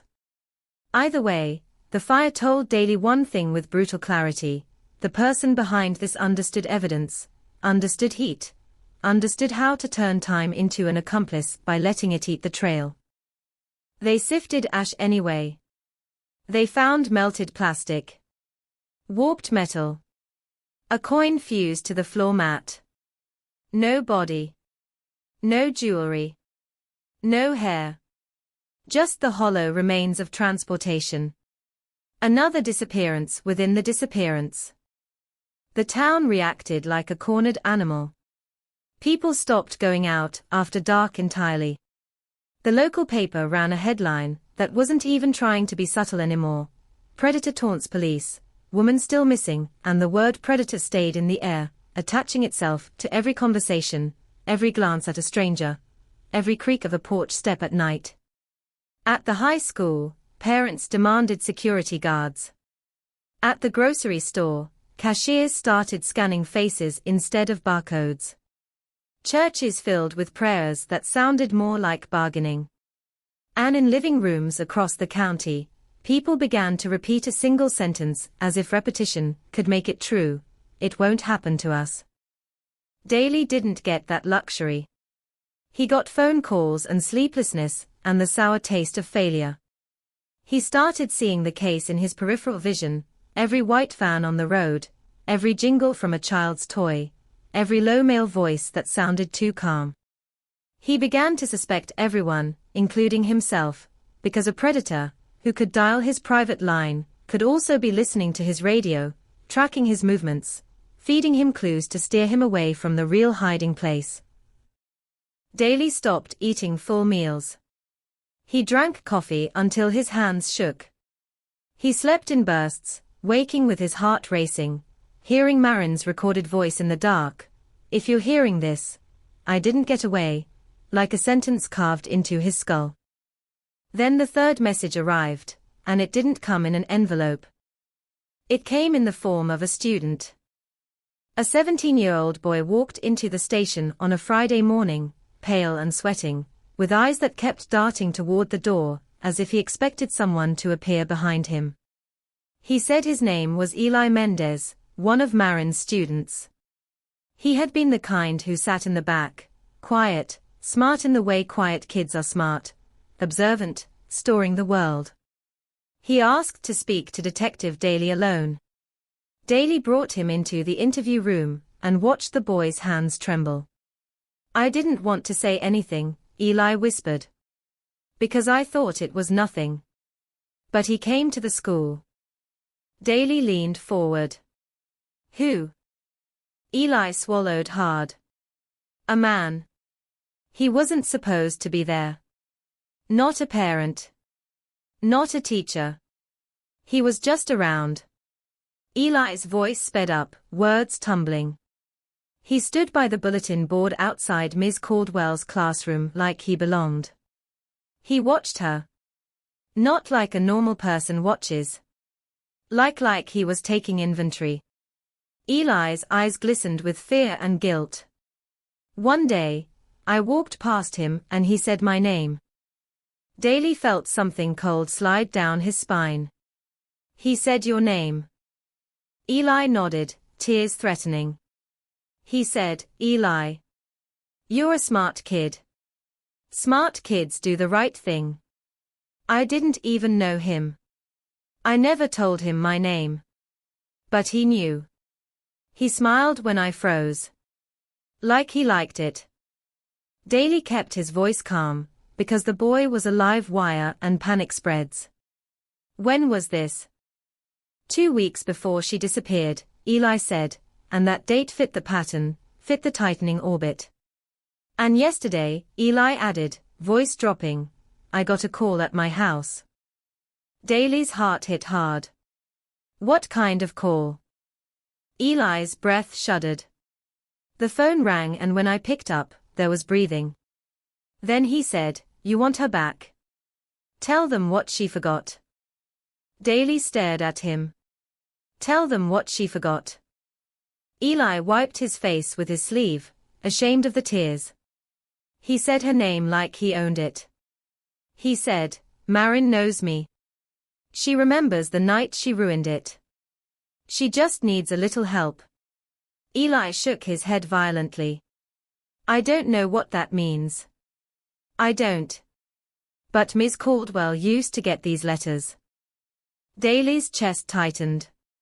"What letters?" Eli hesitated, then reached into his backpack and pulled out an old envelope, folded and crumpled like he'd been carrying it around for days, unable to decide what to do. "She threw one away," he said.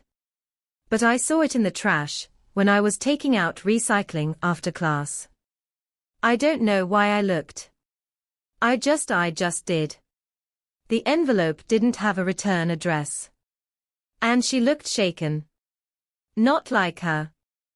Daly took the envelope with gloved hands. It was thin, cheap paper, the kind you can buy anywhere, but there was something about it that made the room feel smaller. On the front, in block letters, was Marin's name. On the back flap, a phrase, "Do the right thing." Inside was a single torn strip of paper with 4 words, "You know what you did." Daly exhaled slowly through his nose. Not for Eli's benefit. For his own. Because now the case wasn't just about abduction. It was about accusation. Ransom wasn't claiming he wanted money. He was claiming he wanted repentance. And that changed the psychology, the logic, the possible endgame. A man who believes he's correcting a wrong doesn't negotiate like a man who wants cash. A man who believes his punishing doesn't stop because you're begging. A man who believes he's righteous can justify anything. Daly thanked Eli, told him he did the right thing, words that tasted like ash in his mouth, and he assigned a patrol unit to circle Eli's house for the next week, because the boy had been touched by the predator's attention, and attention was dangerous. When Eli left, shoulders hunched as if he was trying to make himself smaller in the world, Daly sat alone for a moment and stared at the phrase on the paper. You know what you did. He thought about the torn note Paige had found. He knows me, and suddenly the case felt like it had a hidden hinge, a place where the entire narrative could swing into a new shape. What had Marin done? What did Ransom believe she'd ruined? And was it real? Or was it a delusion built to justify obsession? Daly went back through Marin's past like he was digging through soil, looking for the moment a seed of this could have been planted. He requested her college transcripts, her employment history, her old addresses. He interviewed former roommates. Old friends. An ex-boyfriend from years ago, who looked stunned to be dragged into the present. Most of them said the same thing. Marin was kind, Marin was careful, Marin wasn't the type to play games. But not the type doesn't mean anything when someone wants to rewrite you into their script. Then a name surfaced from the noise, not Daniel Ransom this time, but a secondary name, a shadow near the shadow. A woman who had gone to the same university, as Marin called the hotline, and said she remembered something weird. A campus security guard, who used to hang around the dorms, always watching, always taking notes, always smiling at women like he was collecting their reactions. His name was Ransom, the caller said. Or at least that's what his badge said. And Marin had an incident. Daly's pulse sharpened. He drove to the university records office, dug through old security rosters, and found a file.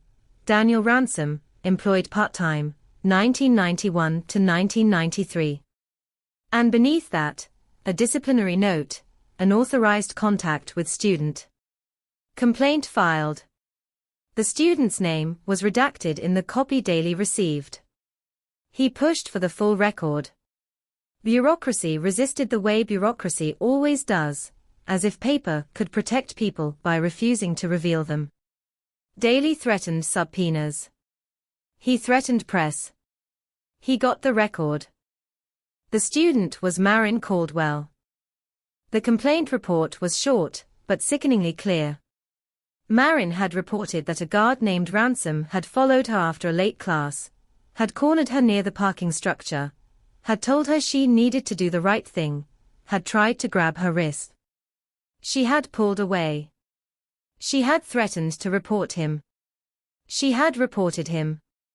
The note ended with a line, subject warned. Employment terminated. Terminated.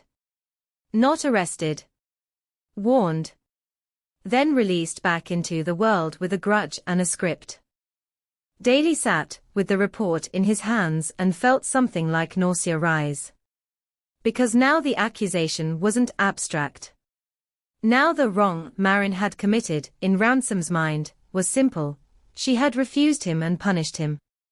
She had said no, and he had carried that no like a splinter for years, letting it fester into a religion of correction. Marin hadn't ruined anything. She'd protected herself. And for that, she'd been selected.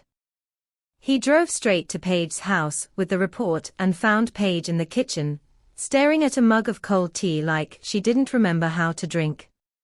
When he told her about the university, about the complaint, about Ransom being fired because of Marin, Paige's face tightened with a kind of grim comprehension. "She never told me," Paige whispered. "People don't always tell," Daly said, softer than he meant to be. "They think it's over." Paige's eyes flooded, but she didn't cry. She looked at him like she was seeing the monster clearly for the first time, and that clarity was its own kind of terror. "So he waited," she said. "He waited years." Daly nodded. "He planned." Paige's voice went flat again, the way it had when shock turned into a permanent layer. "Then he's not going to stop until he gets what he wants," she said. "And what he wants," Daly replied, feeling the weight of the answer settle heavy in his chest, "is for her to break." The sentence hung in the kitchen like smoke. Outside, the neighborhood was quiet in the late afternoon sun, children absent from sidewalks, curtains drawn, a town holding its breath.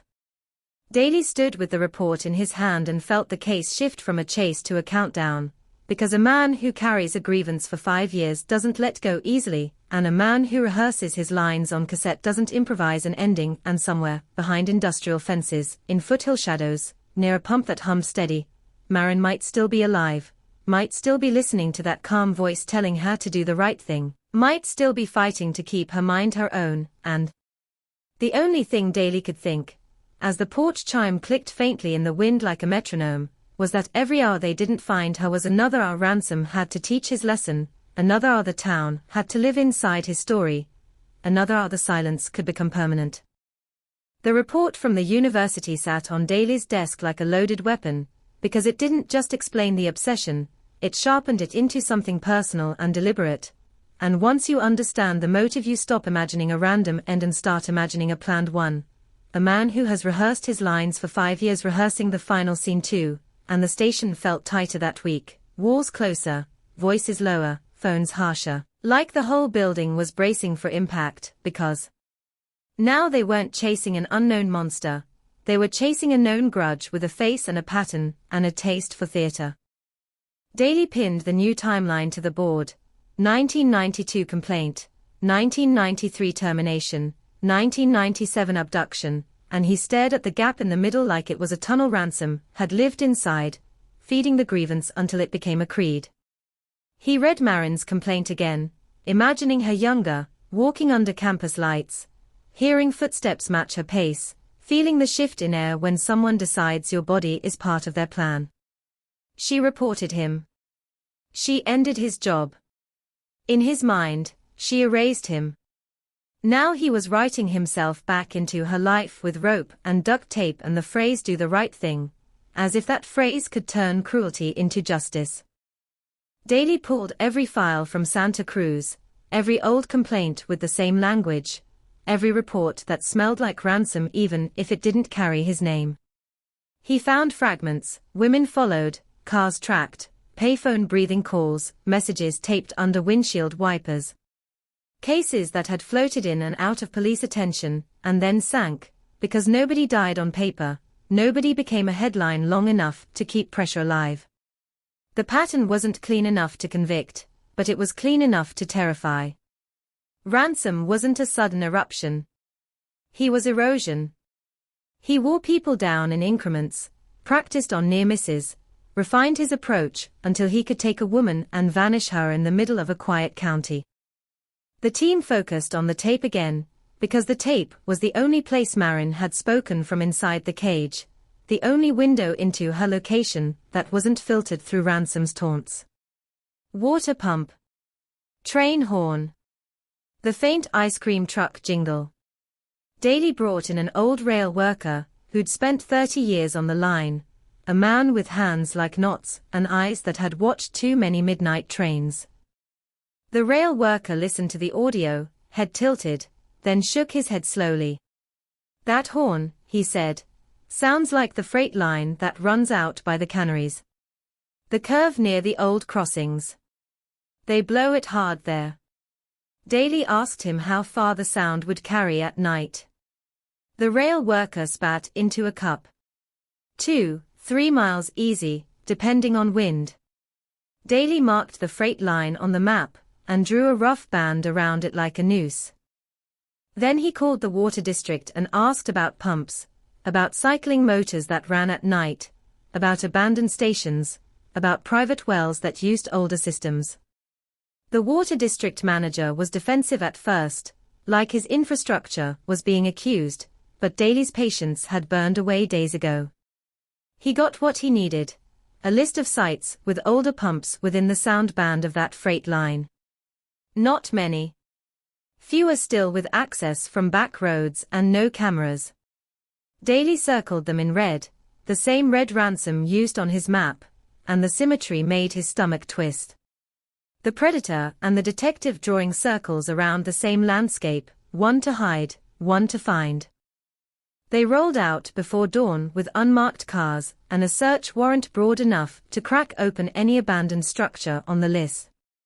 They hit the first site, an old agricultural pump house half sunk into earth, surrounded by weeds taller than a man's waist. Inside, spiders, rust, empty.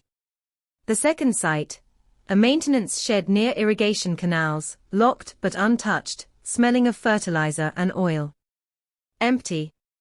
The third, a small concrete building behind a cannery that had shut down 2 years earlier, the kind of place teenagers used for graffiti and nothing else. Empty again, but not clean, fresh cigarette ash on the floor, a crushed coffee cup, the lid still faintly smelling of sweetened creamer. Daly stared at the ash like it was a fingerprint made of smoke. Someone had been there. Recently. Not proof. A whisper. The kind of whisper ransom liked to leave. They kept moving. By noon they were running on caffeine and frustration is dangerous, because it makes you see patterns that aren't there, makes you chase shadows until the real thing slips past you. Daly forced himself to slow down, to think like Ransom. If he believed he was correcting Marin, he wouldn't keep her in a place that felt like a random stash. He'd keep her somewhere that made sense to him, somewhere connected to the old wound. Somewhere close to surveillance routes he already knew how to manage. Somewhere he could control sound, light, time. Somewhere with a door that shuts. They went back to the university angle, not as history, but as geography. Where had Marin been cornered in 1992? The report said, parking structure. Which one? Daly drove to the campus and walked the concrete ramps himself, feeling the echo under each footstep. He found the far stairwell with poor lighting, the one tucked behind dumpsters, the one with a blind corner where a person could block your path and speak in a low voice that fills your head. He stood there and listened. A train horn sounded in the distance, faint. The campus was within range of the freight line too. So was half the county. But the coincidence had weight. He asked campus security about Ransom's old routes. Old supervisors still remembered him, how he volunteered for late shifts, how he watched the dorms like he was guarding treasure, how he wrote down plate numbers for safety. One supervisor said something that made Daly's jaw tighten. He used to talk about the old service tunnels under the maintenance buildings. Said they were quiet. Service tunnels. Daly went straight to the university facilities office and got maps. Most tunnels had been sealed or repurposed, but not all. Old campuses are like old bodies, full of hidden passageways and scars you forget exist until something crawls through them. The facilities manager guided Daly to a maintenance building on the edge of campus, far from the student center, near the freight line. Behind a locked door, a concrete stairwell descended into cool darkness. The air changed instantly, damp, mineral, like a basement that never dries. Daly's flashlight beam cut through dust motes and hit a corridor lined with pipes. The hum of a motor pulsed somewhere deeper, faint but steady. Daly's pulse hammered. He could smell rust and something else, stale cigarette smoke, thin but present. He moved forward, gun drawn, the team behind him, boots echoing. The corridor branched. They followed the hum. They found a room. Not a room for people. A room for systems. A pump assembly bolted to the floor, pipes thick as a man's torso, valves tagged with labels that looked old enough to be museum pieces. A generator in the corner, silent, but stained with oil. And on the wall, written in black marker, fresh enough to shine, 3 words, right thing first. Daly felt his chest tighten like a belt. This wasn't random vandalism. This was proximity. This was Ransom touching the edges of the campus again, reminding himself of the origin story. But the room was empty. No mattress. No chair. No Marin. Just the writing. Just the hum. The predator's fingerprints without his hands. A tech found something wedged behind a pipe, a small plastic bag, the kind Ransom liked. Inside were 3 items: a cassette tape with no label, a cheap disposable camera, and a torn page from a notebook with a list of dates, future dates, weeks ahead, each one followed by a single word, lesson. Daly's throat went dry. He didn't know if the dates were real plans or theater, but the word lesson made his skin crawl. He pocketed the bag like it could bite. They developed the disposable camera immediately, because film doesn't care about your nerves, it just reveals what was already there. The photos came out in a strip, glossy and cruel. Blurry shots of roads at night. A close-up of a payphone. A shot of the pumping station mattress. And then a Polaroid-like flash photo that froze everyone who saw it. Marin, upright, eyes open, face pale under harsh light, sitting on a chair with her hands behind her back. Her mouth was taped. Her hair was tangled. But she was alive in that moment, looking straight at the camera with a gaze that wasn't pleading, it was accusing. Accusing the lens. Accusing the man behind it. Accusing the world for letting him reach her. Daly's stomach lurched. The photo had been taken recently. The background showed a wall with a distinctive pattern of cinder blocks and a shadow from a hanging chain. Not enough to identify immediately, but enough to know this wasn't ancient. This wasn't memory. This was ongoing. They played the unmarked cassette in a controlled room, hands gloved, breath held. This tape wasn't Marin. It was him. The same calm voice, closer than before, almost conversational. "You're getting warmer," it said, as if speaking directly to Daly. "You see how it feels to look where you don't want to look. That's the right thing." A pause. A faint sound in the background, metal clinking, like chain against pipe. "I told her you'd come," the voice continued. "She didn't believe me at first. She does now. She's learning to remember." Daly's hands trembled once, then went still. "Where is she?" he whispered, though the tape couldn't answer him. The voice went on, savoring control.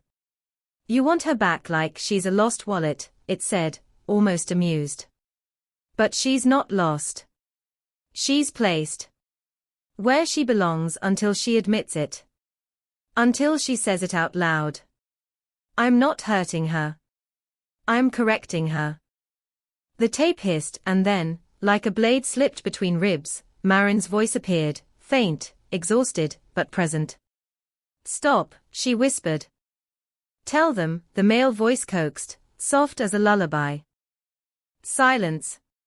Then Marin, barely audible, I don't." "You do," he murmured. "Say it." A wet inhale.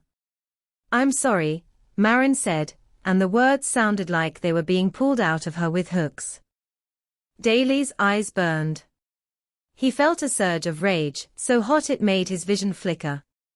The tape continued for only a few more seconds, enough to prove he was forcing her toward a narrative, enough to prove she was still alive at the time of recording, enough to make every person in the room feel like they were hearing a crime in progress. Then the tape ended abruptly, as if the recorder had been snapped off, leaving only static. Daly didn't speak for a long moment. He couldn't. Because the tape wasn't just evidence. It was a taunt delivered with a heartbeat attached. He called in favors, pushed the tape to state-level audio analysis, begged for anything: background identifiers, electrical frequency signatures, the hum of a particular generator model, the metallic clink pattern of a specific chain type. It sounded insane. It sounded desperate. It was both. And desperation was all they had left. While analysts worked, Daly tightened the human net. He assigned plainclothes officers to sit at every late-night payphone, every rest stop, every rural gas station along the routes circled on Ransom's map. He stationed units near the freight line crossings to watch for the white van's jingle, though the van was now in police custody. He put eyes on hardware stores again. Rope, duct tape, lantern fuel, anything that a man who believes in correction might buy like communion. The town didn't know these details. The town just felt the tension rising like heat. People were snapping at each other in grocery aisles, accusing strangers of staring too long. Marin students stopped turning in essays and started turning in rumors. My mom saw him, my cousin knows where she is, someone heard a scream by the river. Every rumor was a false alarm until it wasn't, and that constant whiplash, hope, dread, disappointment, was shredding the community from the inside. That evening, as the sun bled orange over the foothills, Daly got a call from the audio lab. The analyst sounded cautious, like he didn't want to oversell a fragment. "We isolated the hum," he said. "It's not random. It's consistent with a specific motor frequency. Industrial pump, older model. And the electrical signature suggests it's tied to a facility on a private grid, generator, or off-standard feed." Daly's grip tightened on the phone. "Where?" The analyst hesitated. "We cross-referenced known industrial sites within your radius that use that kind of pump. There's one that fits an old winery processing annex near the freight line. Shut down years ago. Still has an active generator, because the owner uses the land for storage. Winery annex meant cinder blocks. Chains. Storage. Rural enough for silence. Close enough for a train horn to haunt the nights." Daly didn't call a meeting. He didn't give the information time to leak through channels that might already be compromised. He grabbed his team, loaded into unmarked units, and drove out as the sky darkened, the headlights carving tunnels through orchards and empty roads. The winery property sat behind a gate with peeling paint and a private sign that had been sun-faded into resignation. Daly cut the lock with bolt cutters that screamed in the quiet like a warning, and the gate swung open with a groan that sounded too much like a throat. They moved in fast, but not loud. Gravel under boots. Flashlights off until the last moment. The main winery buildings were hollow, windows broken, vines creeping like veins over stone. The annex sat behind them, a squat rectangle of cinder block, one steel door, a generator shed beside it. And there it was, unmistakable even from a distance, the low hum of a motorcycling, steady as a heartbeat. Daly raised his hand, stopped the team, and for 1 second he heard only that hum and the faint distant wail of a train horn, like the landscape itself was confirming the tape's clues. He approached the door and felt the metal radiate warmth through his glove, warmth that did not belong in an abandoned building at night. He signaled. A battering ram swung. The door buckled inward with a crash that shattered the silence. Inside, the air hit them like a wall, damp, chemical, cigarette smoke woven into concrete. Flashlights snapped on. Beams cut across the room and caught on chains hanging from the ceiling, swaying slightly as if recently disturbed. A folding chair sat in the center, duct tape stuck to its arms like dead skin. A lantern on a crate still glowed, its flame low. The wall behind the chair was covered in writing, phrases layered over each other like obsession graffiti. Do the right thing, remember, say it, correction, right thing first, until the words blurred into a fever. Daly's flashlight beam found a corner, and his breath caught, because there was a mattress there, and beside it a plastic bottle, and on the floor a hairbrush, and on the hairbrush strands of hair the same color as Marin's, and the sight was so intimate it felt like walking into someone's nightmare mid-sentence. He stepped closer and saw something on the mattress, a torn strip of paper, edges ragged, with handwriting, Marin's handwriting, shaky but unmistakable. It wasn't a plea. It wasn't a confession. It was a single line, written like a weapon sharpened by fear, his close. His listening. Daly froze, and in that stillness the hum of the generator suddenly felt louder, and the train horn outside sounded nearer, and he realized with sick certainty that the annex wasn't just a hideout. It was a listening post, a place Ransom used and abandoned, a place he warmed and staged and left behind like he'd left the culvert tape and the van and the shoes, and Daly felt the trap closing again, the familiar sensation of being guided into an empty room while the real movement happened.